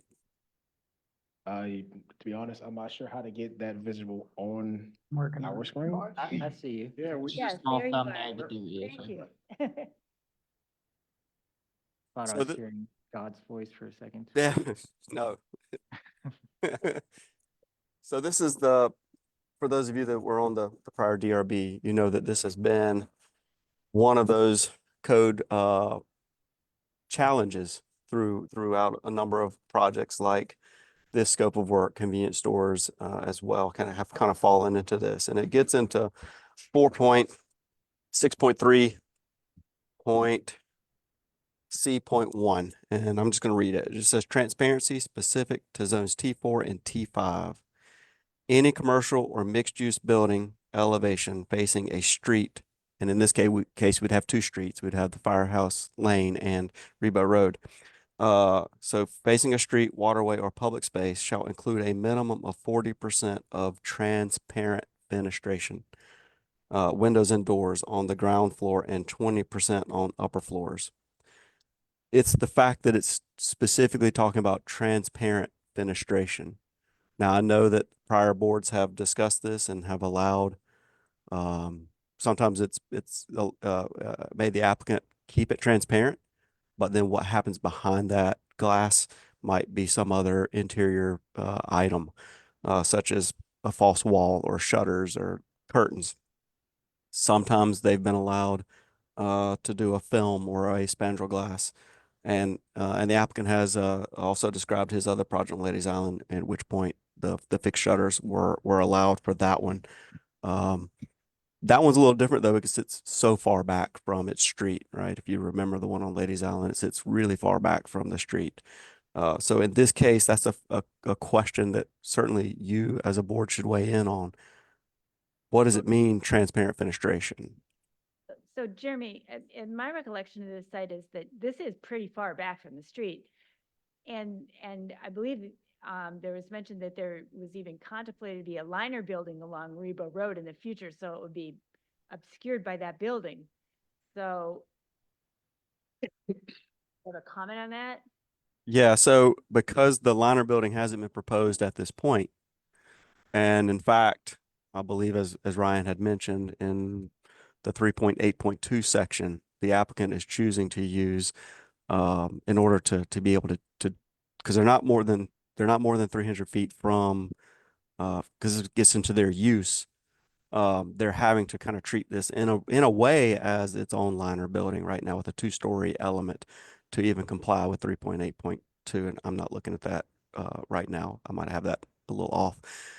But the part that's being an addition to the north, which is off of Firehouse Lane, that is really much closer to a street than the part that's facing out to Rebo Road. So those are just the complexities you have to consider. Jeremy, what are your thoughts? And this is kind of my big issue with this project is the large footprint 4.5.10, where it says that the description, this is a building that has a footprint greater than 20,000 square feet, which it does, is type often used in big box national retailers. In the T4 and T5 transit zones, they shall be integrated into the streetscape or screened with liner buildings, basically per section 4.5.9. Right. And that's something that's like really missing on this project, and I just want to hear your thoughts on that. Yeah, so again, you're right. Large footprint building, does it kick into a liner building? And if you recall, there was a similar, not this applicant, but a similar storage space several years ago that if you go under 4.5.9 liner building, so if you're choosing to hide this large footprint building with a liner building, that under 4.5.9 B4, it says connection liner buildings may either be detached from or attached to the building they are lining. So then the question becomes, these additions that are being added between the existing building and Rebo Road, can that effectively function as a liner building that is attached to the building that exists? This applicant is proposing to raise that building along Rebo up 2 stories. And then they're adding a section to the north on Firehouse Lane. Does that also function as a liner building? I haven't spent a whole lot of time thinking about it in that regard since you sent that email. But it has to be 25 to 30 feet deep, this liner building. Correct. It says typically they are, right? Let me get to that. Yeah. Typically 25 to 30 feet deep. And currently, the building, I guess you could call it a liner because it's a different use facing Rebo. I scaled it to just be around 10 feet, it looked like.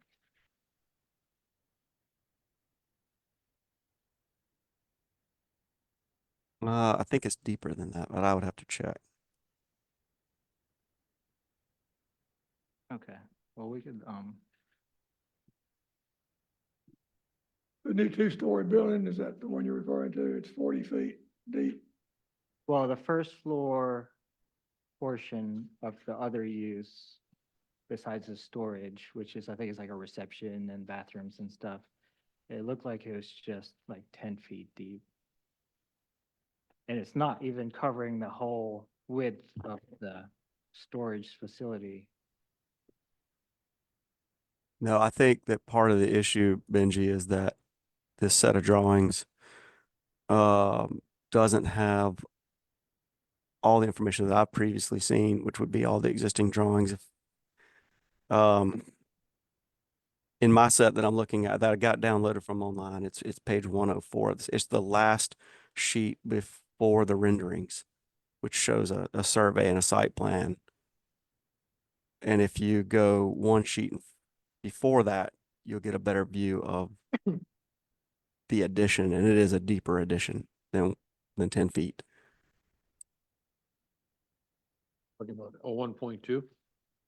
Yeah, L 1.2, and then go to the one that says Cook Land Surveying right after that. That Cook Land Surveying shows the actual site as it exists today. And you'll get a sense that the office portion of the building, which does have some storage, self-storage inside of it, is deeper than 10 feet. I can't say that it's 25 to 30 feet, and the applicant stated it's 40. I just don't have those dimensions. But then right above that element is the apartment complex, the second floor apartment complex. And then the entire addition to the north on Firehouse Lane is a much larger structure.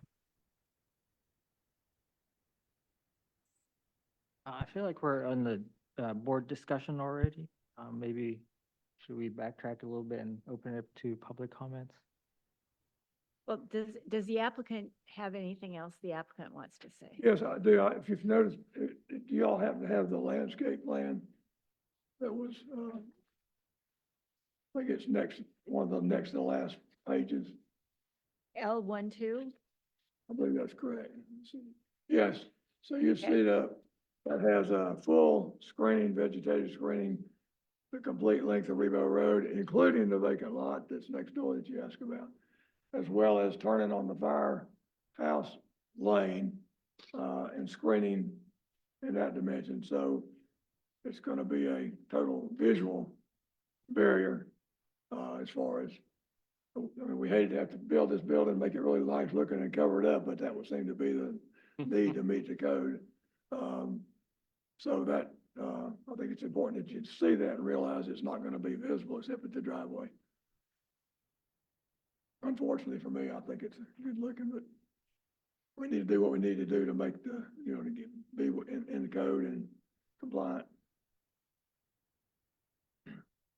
Jeremy, could you please clarify, so the elevation facing Rebo Road itself, that does or does not meet the fenestration requirement?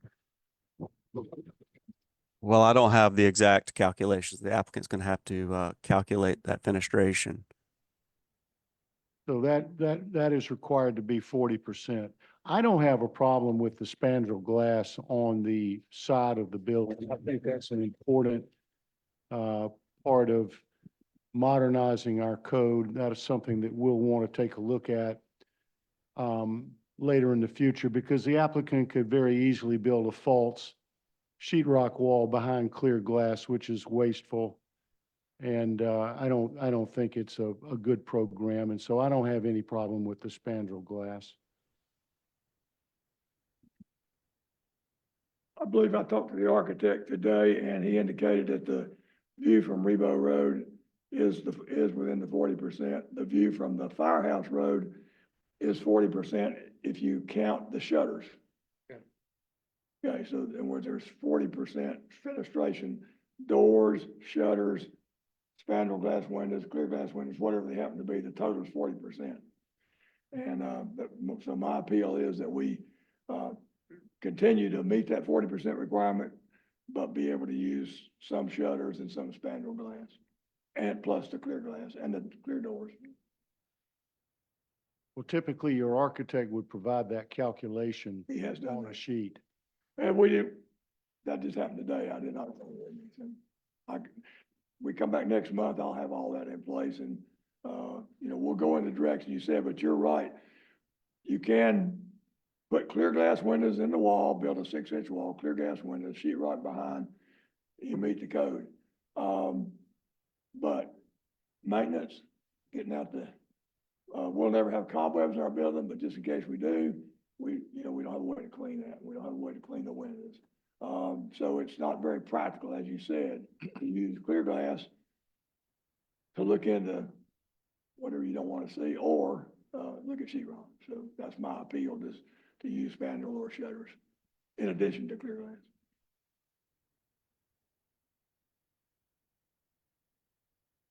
Well, should we just go, so we can get on to that other business? It sounds like they're gonna come back next month.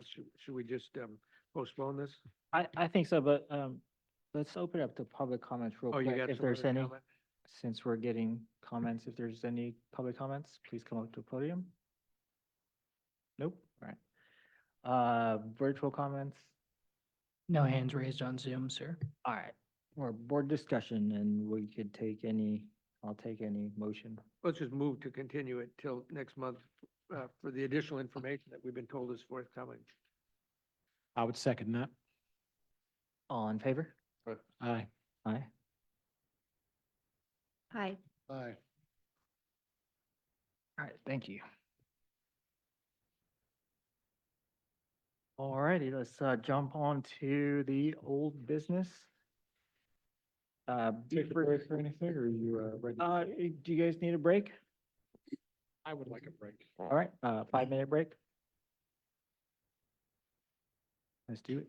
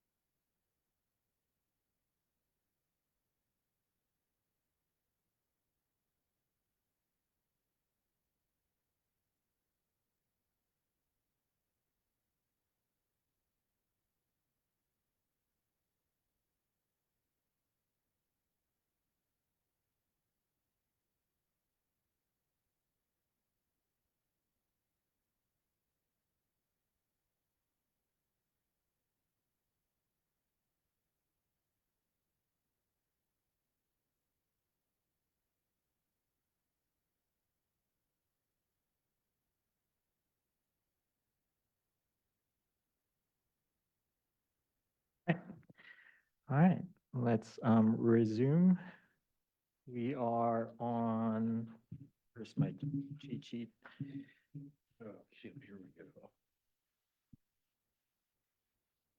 We are on old business, Beaufort Development Code changes, amendments to the open space, land development, and specific requirements of Section 7 and Section 9 of the Beaufort Development Code.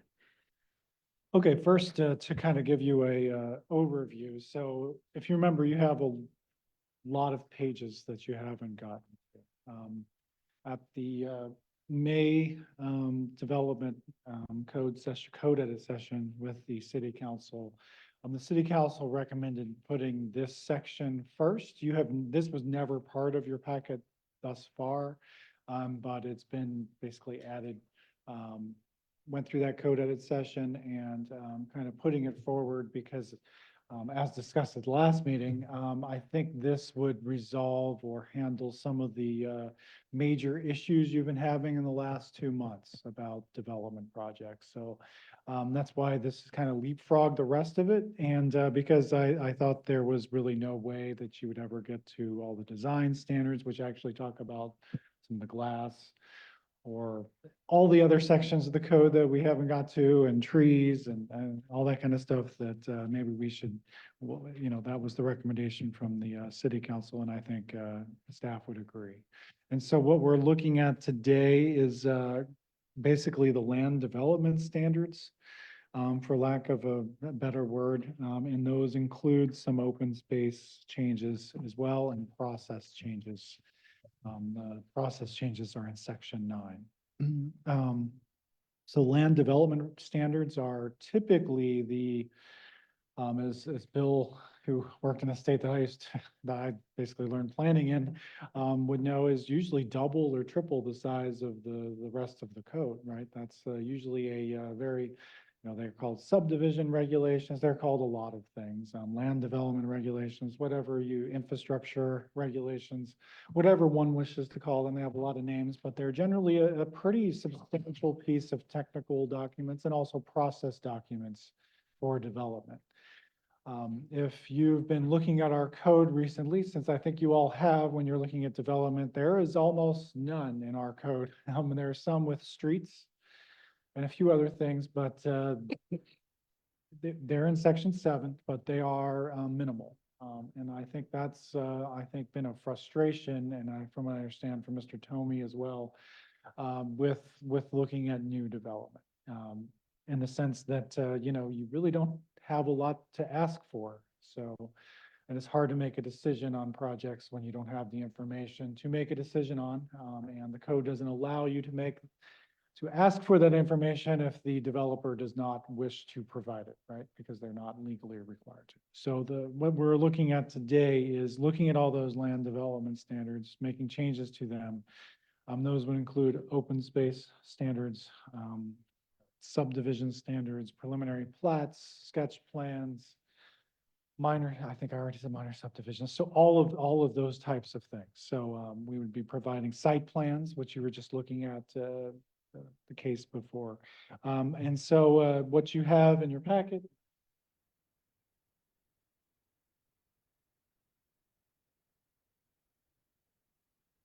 is basically each one of those things, right? Starting in Section 7 is kind of making a lot of major revisions to this code and additions. And so without getting too involved and going by page, as you see, there's some street standards. There's some basic street access standards. Again, city doesn't own most of the streets, but there are some street design and engineering standards. But then it goes to community open space. So we might as well just go in order. And say,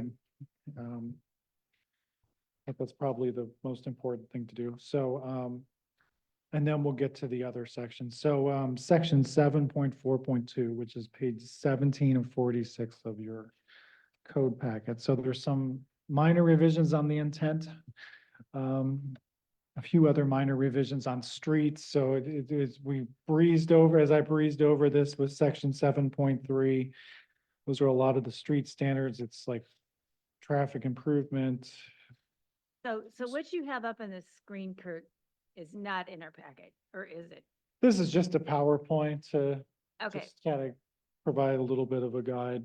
So what we I headed for, was, 7.4.2, is that where we're going? Is that what we're gonna discuss now? I mean, I guess I could just pull up the packet. Maybe it just makes sense to pull up the No, I packet. got page instead. 17 and start at page 1. I guess just to start, this is a lot of stuff. It's somewhat complicated. You know, I don't know how much we'll get through tonight or that you'd like to get through tonight. Let me just find the agenda center. Maybe, I mean, if you agree, maybe tonight we just do like a general summary. General overview, sure, and just a general comments and general public comments, sure. and then we could, get more specific on our next meeting or work session, whatever you guys want to do. I'll tell you right now, I did read the entire thing, in actually some detail, and I think it's nicely done. I understand exactly why you did what you did. And, I've read through it. I've got a few scattered, comments about it that would not take a long time to deal with. But I understand exactly what's going on, I think, and it makes All right. a very good sense to me, the changes that have been proposed. One request I do have, Kurt, going forward, when you give us a red line, could you do the redlining without the bubbles on the side? Because- Sure, sure. Next time, and I'll try to put it in, Yeah, because Yeah. because when you do the bubbles on the side, it makes everything else really small. And I'm getting to an age now where the larger anything is that I have to read, the better.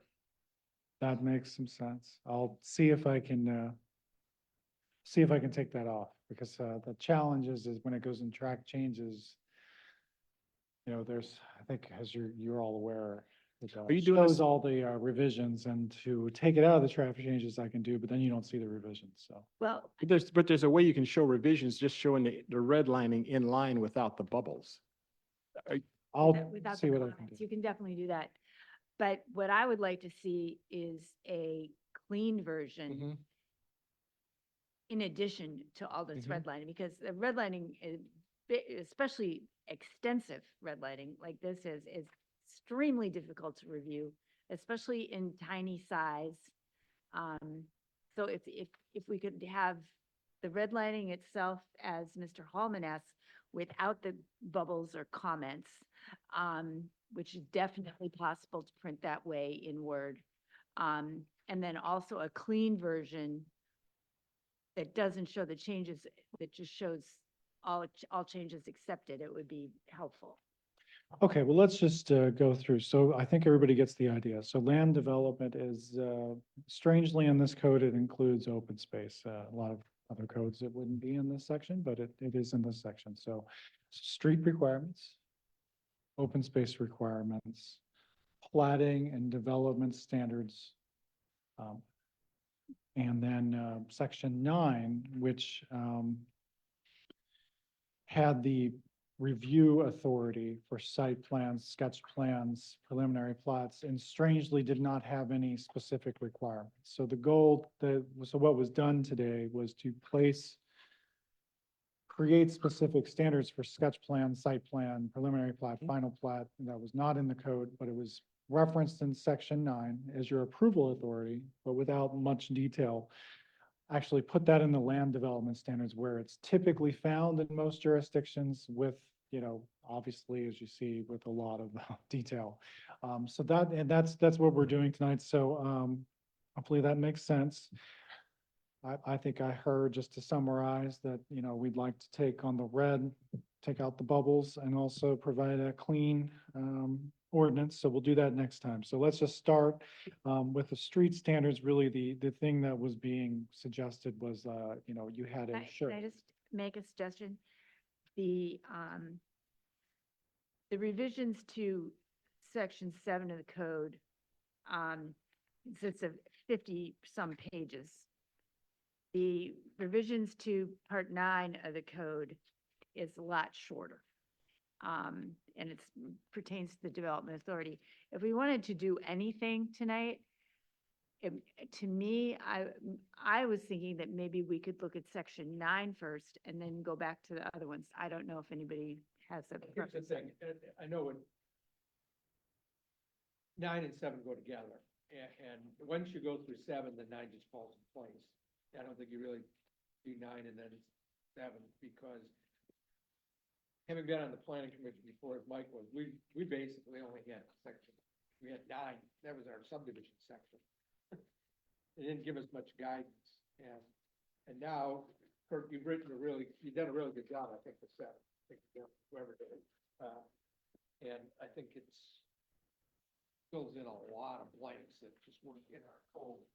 But when you get to 9, what 9 basically says is changes refer back to 7. Yeah, maybe I just give a, It's still there to kind of tell. can I just give a, like, a little quick, continue the overview, and maybe then we can focus on what you want to, so we understand what we're talking about, land development, section 9 is your powers. Where are we talking about tonight?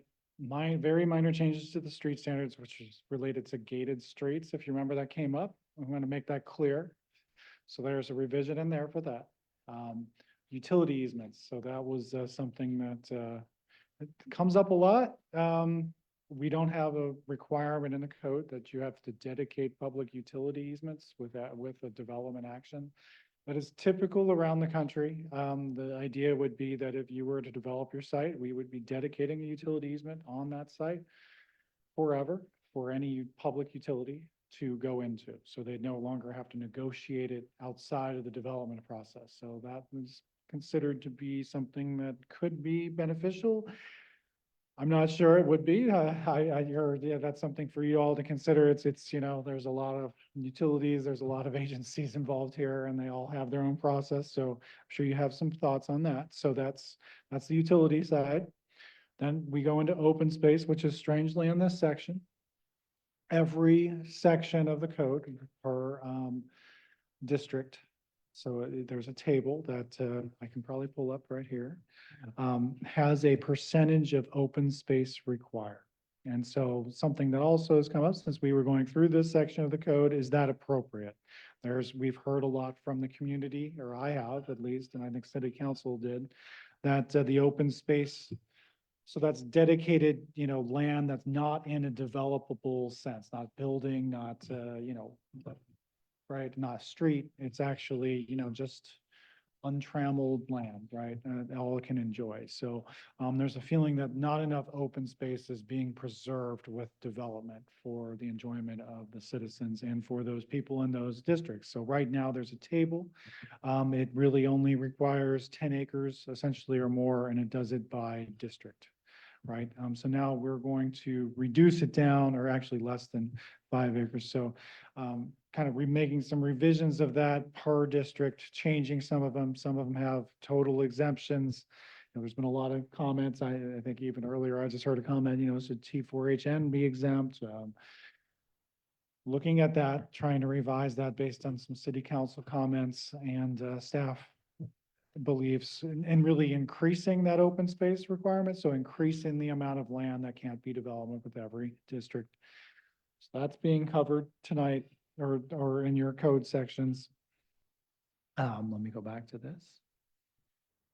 Then we go into some of these revisions for major and minor subdivisions. So that, if you recall, the last few times you've been, in even the last case right there, you've been, there's been a struggle, I think, and even the last 2 cases really, that major subdivisions are something that, you were a DRB, and the DRB, half of you were a DRB and half of you were on the planning commission. The DRB saw site plans. Site plans were for non-residential, like one-off, or apartments that were owned in common. The planning commission was hearing major subdivisions, which could be like Buford Station, because that's a big development, has multiple lots and outlots.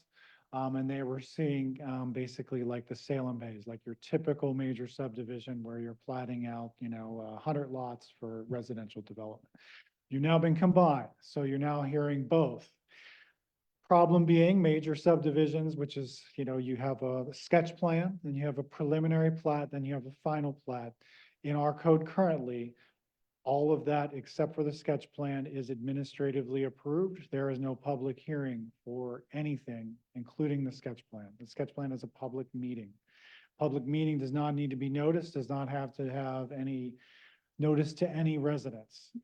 Those are the issues with the major subdivision. The site plan is same. It is a public meeting. There is no notice required. It is just for the one lot. As you heard, we weren't proposing that, but it's something for you to consider tonight. Light industrial is not trigger a site plan. But the site plan doesn't have any specific requirements other than what's in the whole code. You're kind of piecing that together from multiple code sections. There is no one place in the code that says site plan, developer, here's all the things I need for a site plan. The same goes with the major subdivisions. There is no portion of the code that says that you can point to sketch plan. It just says if you're going to build a new street, if you're going to do one other thing, I'll have to go to that section. Here's what you're approving. Same with preliminary plat, same with final plan. So, again, it's not requiring the landscape plan. It's not requiring, a topo map. It's not requiring all the things I think you were asking for before. And it's also not requiring, neither one of these are requiring hearing. The people that came before you will be notified of and can make comments and, feel like they're part of the process. So the goal with all of these changes is basically to create standards for each one of those. Put those standards in section 7 of the Land Development Code. Update section 9, which is where you have those powers to approve them. And then also to update section 9 where they now become public hearings. The only changes is that I think I kept the final plat being an administrative thing. Now I know in Kentucky it goes to the planning commission, but since we are adding a lot of requirements and it typically should, what you see in here is not really supposed to change anything materially, but more than like 5%. It doesn't seem like that would be necessary to have a full hearing. That could slow down the process. And I think you'd be seeing the final, basically the final thing of preliminary. So other than that, everything else would go to you now for approval, not to staff. And everybody would be notified and there would be clear standards that are, 30 pages thick for each one of these things. So if that makes sense, that's basically the overview of what we're doing, what was being proposed tonight. All right, I think before we start talking about this, let's open it up to public comments first. Please come up to the podium and state and write your name and address, please.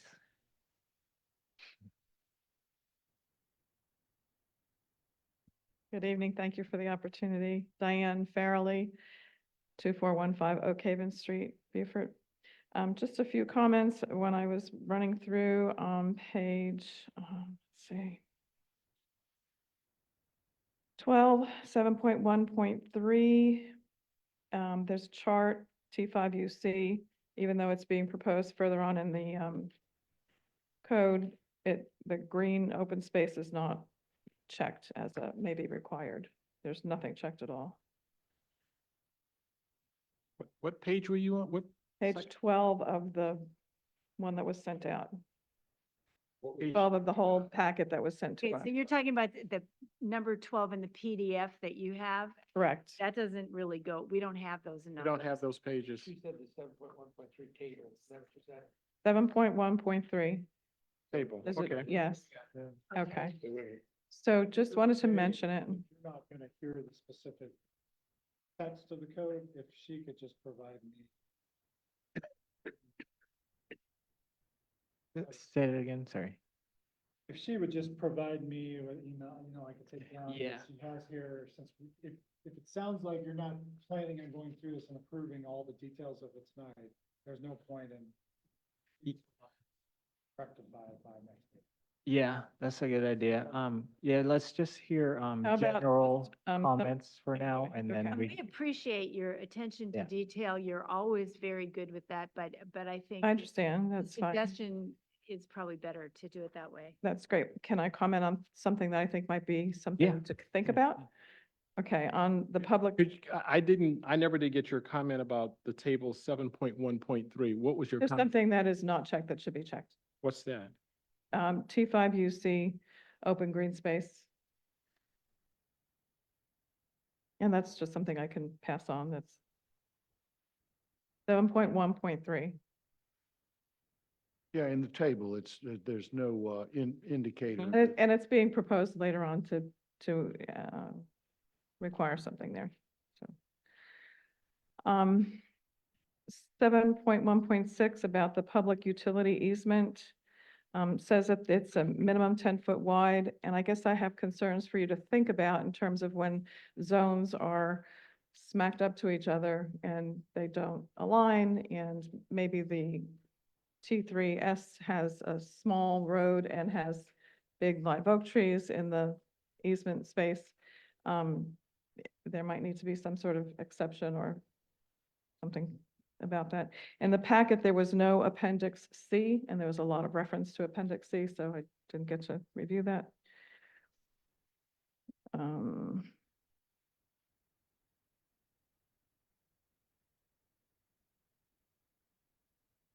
And 7.4.5 E, and I'm sorry, it was something about if the developer, the maintenance, if the developer's rights were then forwarded to the owners of the property and they needed to be maintained, and if they didn't do it, then the city could come and do it, but it doesn't say anywhere about at whose expense, how's that gonna happen? And then the rest are just regular comments. Thank you. Thank you.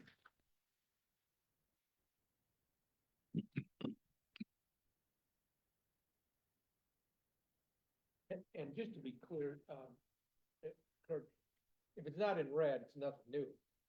You just gave us all the pages that are in the current code, so I think some of. Yeah, so you saw it was being changed, so. Yeah, so some of these things like 7.4.5 E, we don't have to get into that, but there aren't any changes in that anyway, right?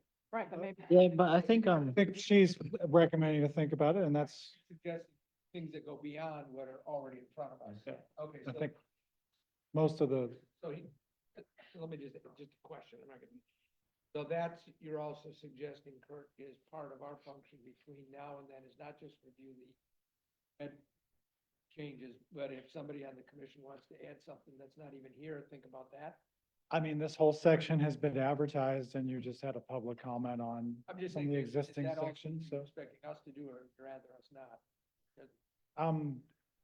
I mean, if you'd like, that's, it's, you know, these are at your, Okay. you're the body making the Regulation recommendation. is on the table, it's fair game. It is advertised to be revised now. Staff has recommended this stuff in red, but, I mean, we can definitely look at the things that she mentioned and by next month, so. So If I could just bounce onto that. You recall, all of these recommendations are supposed to originate with the planning commission, but it's backwards, so I figured that this is the time for you to look at all of it. Thank you. I just really was meaning that for our purposes, that if anybody else has something brand new. feel yeah, free, that right? makes sense, yeah. And Okay. if we all agree on it, yeah. If you have some extra things you want to think about by next month, right now would probably be a good time to do it, so we all know. So, Would it be helpful, I mean, Ms. Farrelly comments frequently in detail, which I also appreciate. Would it be helpful, under these circumstances to provide her written comments ahead of time so that they might be included in a report? Is that possible? I mean, I think it would be helpful in terms of the meeting moving along if we had an idea of what your comments would be easier. sure, if we receive public Consider that. comment, we do put it in your packet. You just have to send it to us. On anything, right? So. Right, yep. All right, any other public comment? Please come on. Evening, Jesse White, 1212 King and 308 Battery Creek Road. I wanted to first just offer support on behalf of the Coastal Conservation League for these code changes. I agree that Kurt did a great job laying out the requirements. We like to see clear requirements about each stage in the development approval process and clear indication of when public participation is going to be allowed and encouraged. So look forward to y'all getting through that, those updates, because I think they're really important for development to continue to proceed in this city. I also wanted to add one kind of specific thing I noticed about the table of community green space and open space types. It's 7.4.3, where it talks about the different types of open spaces.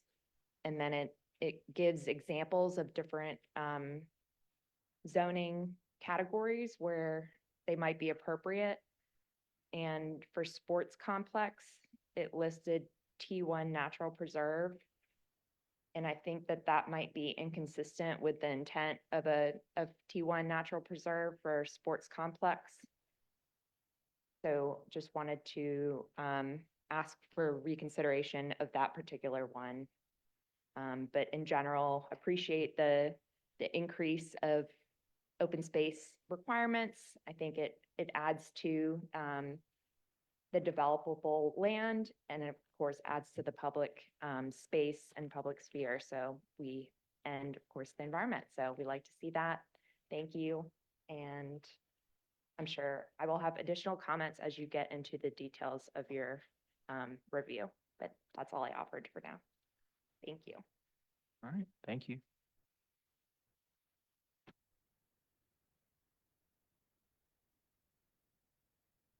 Good evening, everyone. Lisa Sunderla, Historic Beaufort Foundation. We also want to commend Kurt for pulling all of this together, along with all the work he's been doing with the code enforcement efforts, and Ryan too, to all the staff. And then of course, you know, how much time it takes for y'all to go through this and to review it. We certainly understand and we appreciate your time. As y'all know, my primary interest is the historic district. And in first looking through this, it was kind of hard to find where the district fit in. But when you take a look at the tables at 7.1.3 and 7.4.2, you see T4HN. So that is within the historic district. And I wanted to get a clarification from Kurt. I know that does not encompass the zoning of the whole 304 acre Beaufort Historic District. So is that going to be the only zoning portion that is included?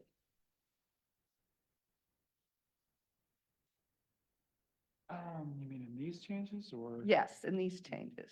Well, the open space, yeah, it was exempt previously and it was not recommended to be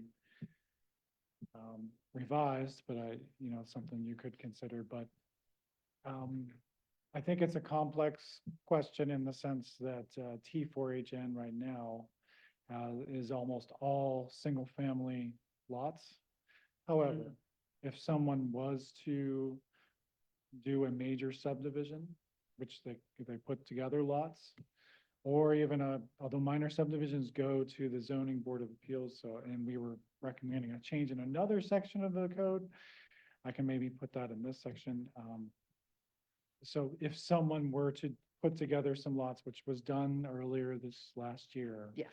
then they would trigger like the sketch plan and the preliminary plot, which I don't know that they were before. So technically, yes, just would be a lot more difficult in the historic district just because of the nature of what's there. But yes, they could.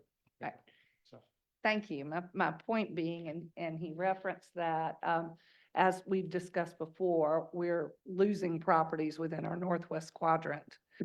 portion of the historic district. And the project he was referencing is between Hamar and Harrington, where the old DHEC offices used to be. And that is being developed now in total. So Hamar, Wilmington to Harrington between King and Prince.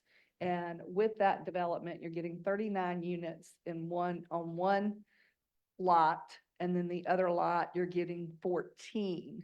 And then the addition of the old jail, which is being turned into apartments, which is a great thing that they're able to utilize that.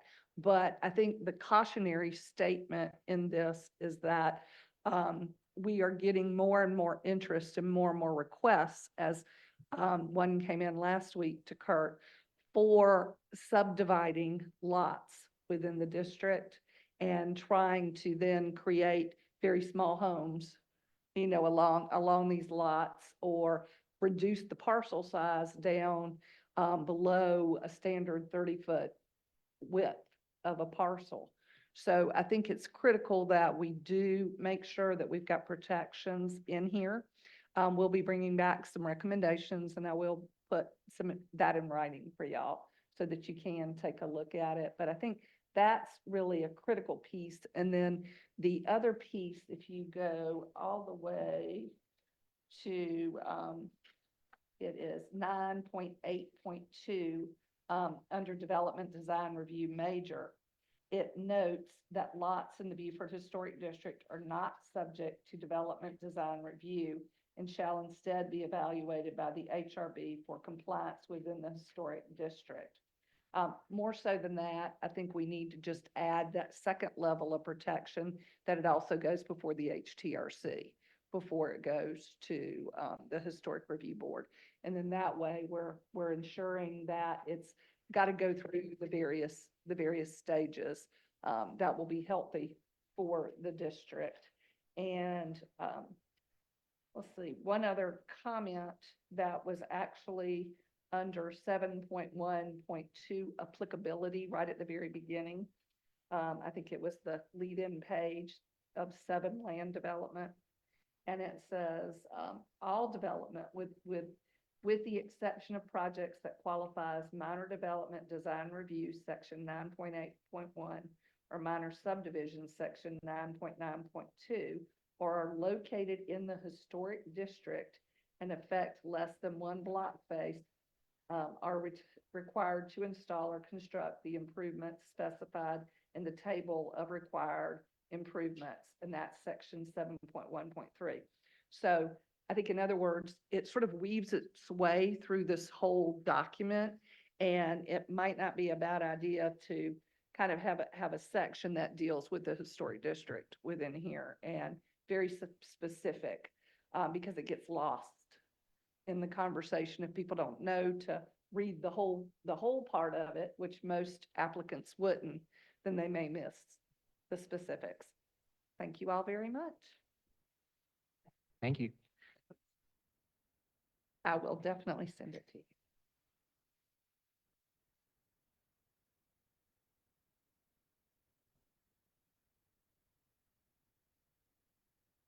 All right, we'll take more public comments if there's any.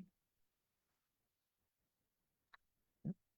Any virtual comments? No virtual comments, sir.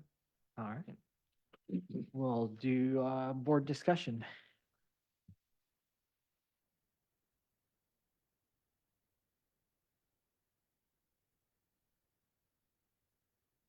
So Kurt, is it the idea that with the utility easements that whatever Beaufort Jasper and Dominion deem necessary, that will be acceptable to the city? Well, what I was gonna propose is something that Bill's probably used to, is like, a typical 8 to 10 foot utility easement along every road, or along a road, or with the development process. So if Beaufort Jasper got a plat and they, would like a 10-foot easement, that it was basically placed on the property with the platting process. Well, would the city, would you imagine that the city, because Beaufort Jasper has a funny way of sort of dictating what They they'd do. like to have, and, Yeah. you know, Dominion in many respects does the same thing, and so, They do, and I've reached out to them and again, this is perhaps past experience of something that worked very well in other locales. That, I'll be honest, they kind of just want to do their own you know, thing. what you really, So- what you really want is an as-built at the end of the day, is an as-built that shows where the easements are and what's in there. Isn't that right? Is that what you want? Well, I think how I've previously administered is that, if you were going through, let's say you wanted to subdivide a lot that you own, over on Bladen Street. I know you live over there. So, and you had another lot south of you. You wanted to subdivide that lot, the new lot, and it had basically, if we had this requirement in there, you would have to, we would reach out to all the utility agencies with the plat and say, and you would show a utility easement, wherever it may be, and they would agree to wherever that may be before the plat was approved. Yeah, I mean, I think what we're wanting to do is just make sure that all the platted easements are shown, and that there's a standard, whatever you project for sewer and water, and, who else are we talking about? That's the main. Dominion. Dominion. Whatever their Yeah. standard is gonna be ultimately required. Let's, instead of figuring out on an ad hoc basis every time, 10 feet might That's- not be enough, I don't know what their standard is, but sewer is gonna be different than a utility, and it just needs to be required on every plat that you show in consultation with them where the easement is appropriate. Exactly, And those that's- have to be granted. That's what I was proposing, before we approve a plat. Before you approve the plat. Or a development. It needs to be shown, this new easement now.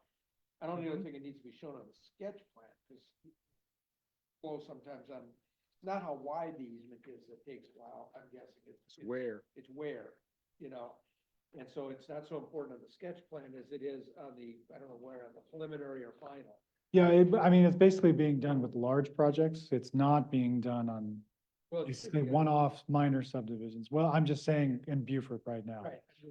As I review everything or we're doing things, you basically have to do it for, if I'm looking at Paul because he says, if he's doing Beaufort Plaza, right? And he's gonna have to show that Dominion's got an easement before we're doing the final plat on that or the final site plan. But if he's subdividing 2 lots, he does not have to do that. It would take more time, right? It's gonna take more time to coordinate and, there's gonna have to be a coordination. My goal is for staff to start coordinating that with those agencies and not the applicants. So I think that's maybe the missing thing that I haven't said here is that we really need those agencies to communicate and tell us where they would like them on the plat. Kurt, in the past, there have been some problems with easements, particularly for projects on major roadways. There's a constant conflict between landscaping requirements of the city and where the easements are, and with the city wanting things to be done impossible, in light of the easements, so, yeah, we could plan it, but then they'll just come mow it right down. To me, that's an important area of, there needs to be a way to deal with that. I Well, mean, typically, the easement outside of the landscape area, unless you allow a certain amount of overlap, typically. You could put landscaping on top of a utility easement. Well, I think, 50% overlap is something, but not oftentimes entirely permissible, so they, for example, may not want, if they got overhead lines, they don't want tall trees there. yeah, and I think, going You don't back want it on always ripped out, your perimeter. past experience, that's why we would be the clearinghouse and we would let Dominion or Beaufort Jasper tell us where they want the easement and what can be on the easement, right? Because that's up to them, right? They all have different standards. If they don't want large trees, if there's the plat shows large trees in that location, they might want it somewhere else, right? So that really should be up to them but they have to tell us where that's gonna be, right? does that make sense? So,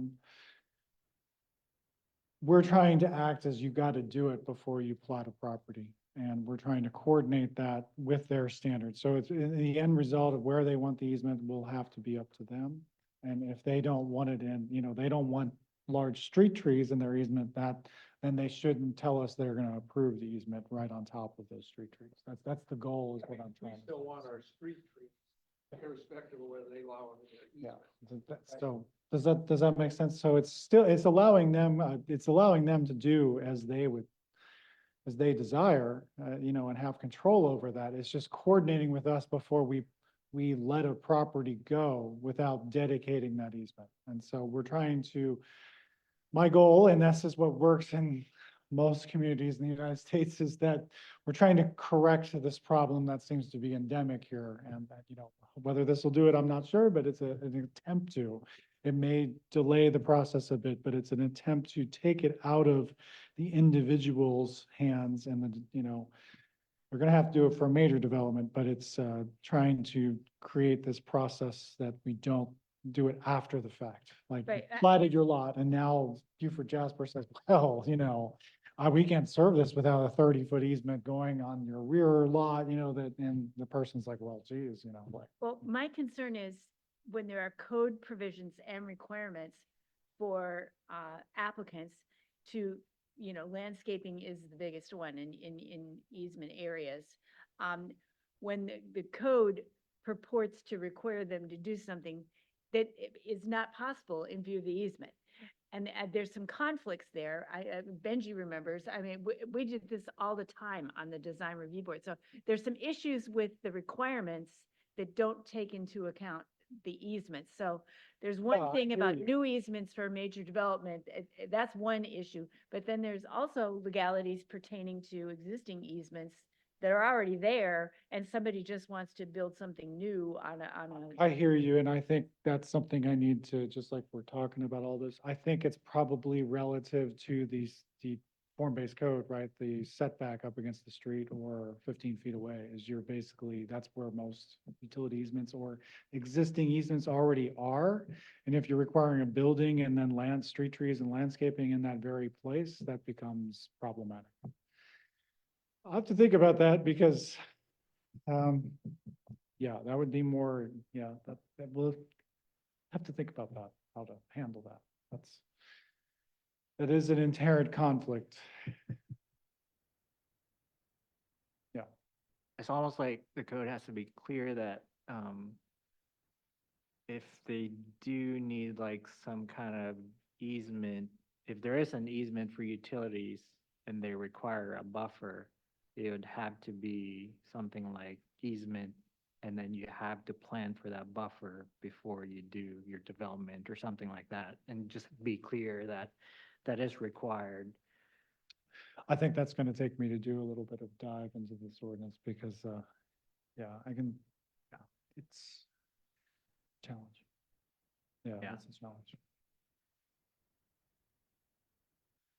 So, how do you guys want to go about doing this? I kind of was trying to figure out, how we could, go about this in bite-sized sections and, I think what just has happened here would be really helpful. Like everybody gave some comments, open space and some of the tables and historic district and easements. If you have some other things that you'd like that you think should be revised after reading this, we can work on that. And, I understand it might take a meeting or two or a workshop, but. No, I have read through the whole thing and I understand it all. I have just a few scattered comments throughout the entire thing, a small percentage of which are grammar.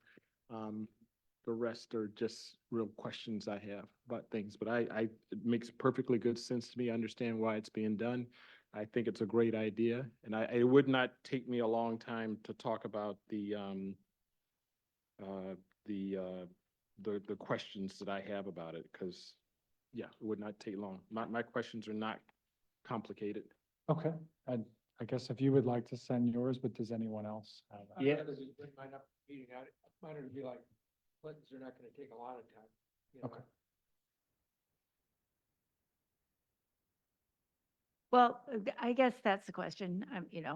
I'm the one that hates the I know you love work the sessions. work sessions, but there is value to the work sessions, and dealing with this volume of material is very difficult at a meeting, especially a meeting when we have not one, but two projects scheduled. We were told that there were not a lot of projects in the pike, but we're having a they're here all of a sudden. That's pretty much, that's, Yeah, so maybe a work session might be a good idea, even for purposes of getting into use Benji's phraseology, splitting it up into bite-sized pieces if we need to. well, it's really up to you, or, you can send me all your comments and you can try it Well, next time, because it is this summer like break time, so it's, Well, the comments in advance are helpful Yeah. for the work session. I think both, like, we would send you whatever comments, public comments, our comments to you, and then whenever we have our next meeting, we could tackle 7.1, 7.2, 7.3, and just kind of focus on that. And then kind of how we did the previous part, where the historic demolition stuff. I'd like to advocate for a work session because I think we've got these same two applicants that are probably going to be coming back to us, plus whatever else is going to be coming down the Right. trail. So I would encourage us to go ahead and we can do this work and get these sections knocked out, I think, with a work session. Sound good? Sounds good. when would you propose this work session? So, Prefer not next week, 'cause I'm out of town. yeah, I'm gonna be out of town the week after that, and You're out of town, right? the week after that for like 7 or 8 days. I'm actually taking a vacation. When is our next meeting? When is our next scheduled meeting? The 19th. Of August? Of August, yeah. So it could be the week of August 5th. I think I'll be out on August 5th. Would the 12th work? That because this room would not be occupied. 12th of August works for me. Works for me. Works for me. Would you want to do Anytime. 5 o'clock, 3 o'clock, 1 o'clock? Would you like to do a lunch meeting? We could have a brunch meeting. We could have. Let's, I'm just joking. I'm always. So are we talking about doing it on the Monday? Would the Monday work or the previous week or later that week? It's, That Monday, the 12th works for me, and my preference is we do a meeting like definitely not in the morning. Something in the afternoon would be better. 2 o'clock? 3 o'clock? 2 work? o'clock, 3 I o'clock? I like 2, and then we have 3 hours. Yeah. Okay, I think we could do that.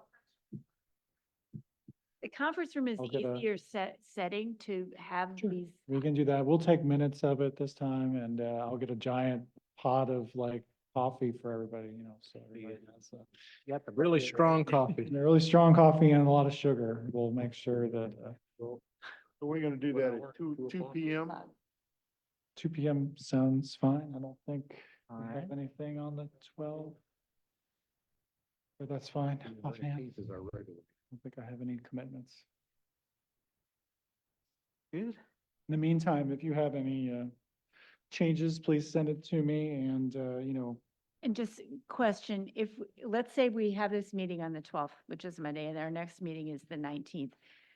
And let's say it's quite productive and we come up with some stuff that we want to have happen. Do we have any notice issues with dealing with it at a meeting on the 19th? well, you've tabled it all. I mean,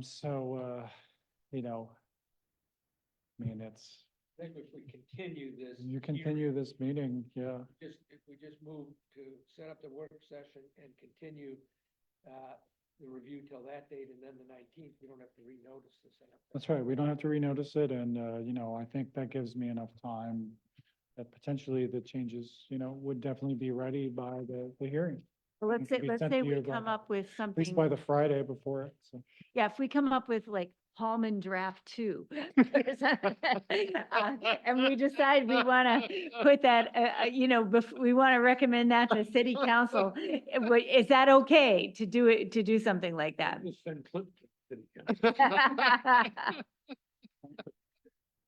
I'm not so sure I like where this is going. Are you sure that you or Mr. Bardenwerper? would That was, be that was a the other two, hypothetical. the McFan draft for this one, and then the next section? Okay, okay. Yeah, it's gonna be continued as long as you continue, Just continue, we just need a motion. Yeah. But like, we wouldn't need to give public notice of something we came up with. If we do need to give public notice, what is the period? Is it 2 days? or Well, is it- it's already, it's being continued, so it's already been done. No, let's so- say we, in my hypothetical, the Hallman Draft 2, and we worked on that, we think this is good, and we want to vote on that at the next meeting on the 19th. Do we need to provide that Hallman draft to the public or not? No, as long as you continue this meeting, these whole sections were advertised. Okay. So you can make minor changes, but we'll try to put it out by the Friday so everybody has it. Okay, And then there'll be a hearing to talk about them all, right? And so, theoretically, then that time would be their opportunity to talk about all those changes. All right. well, with Any that, I'd other like, issues just offhand that anybody had with, okay. Well, if you have any changes, just please email them. and, Yeah, I think I'm gonna send comments. so with that, I'd like to make a motion to table the code sections to section 7 and 9 until our next meeting on the 19th, pending a work session to be held on Monday, August 12th, somewhere in City Hall at 2 PM. Second. All in favor? Aye. Aye. Aye. All right. Is there any discussions or anything? I'd like to ask just a question on another matter, if I may, please. So we've heard, it's been reported a lot of distressing news about our waterfront park, and I just wanted to ask the question whether this committee has any purview over those affairs at all. We understand the city manager is contacting the Army Corps of Engineers. City manager is preparing to engage a consultant to advise on the situation. And so are any of those issues within our purview? I don't know. I'm just asking the question, please. I don't believe so, but we could ask the city attorney for his opinion on that. We wouldn't have access to any of the plans, preliminary plans, anything to look at, to review, give comments on? Typically, something like that would not go through the planning process. no. So like right now, I understand, as Mr. Trask has stated, the city is in an information gathering situation regarding the problems with Waterfront Park. But let's say hypothetically, the solution to the problem involves a redesign of some kind of the park.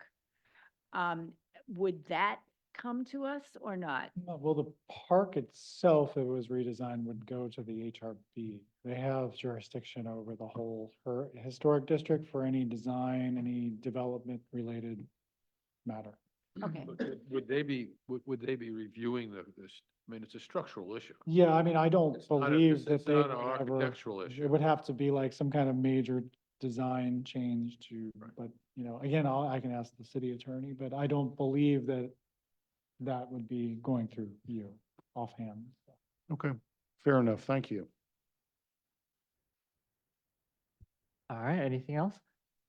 If not, I'll take a motion for adjournment. I move that we adjourn. Is there a second? Second. All in favor? Aye. Aye.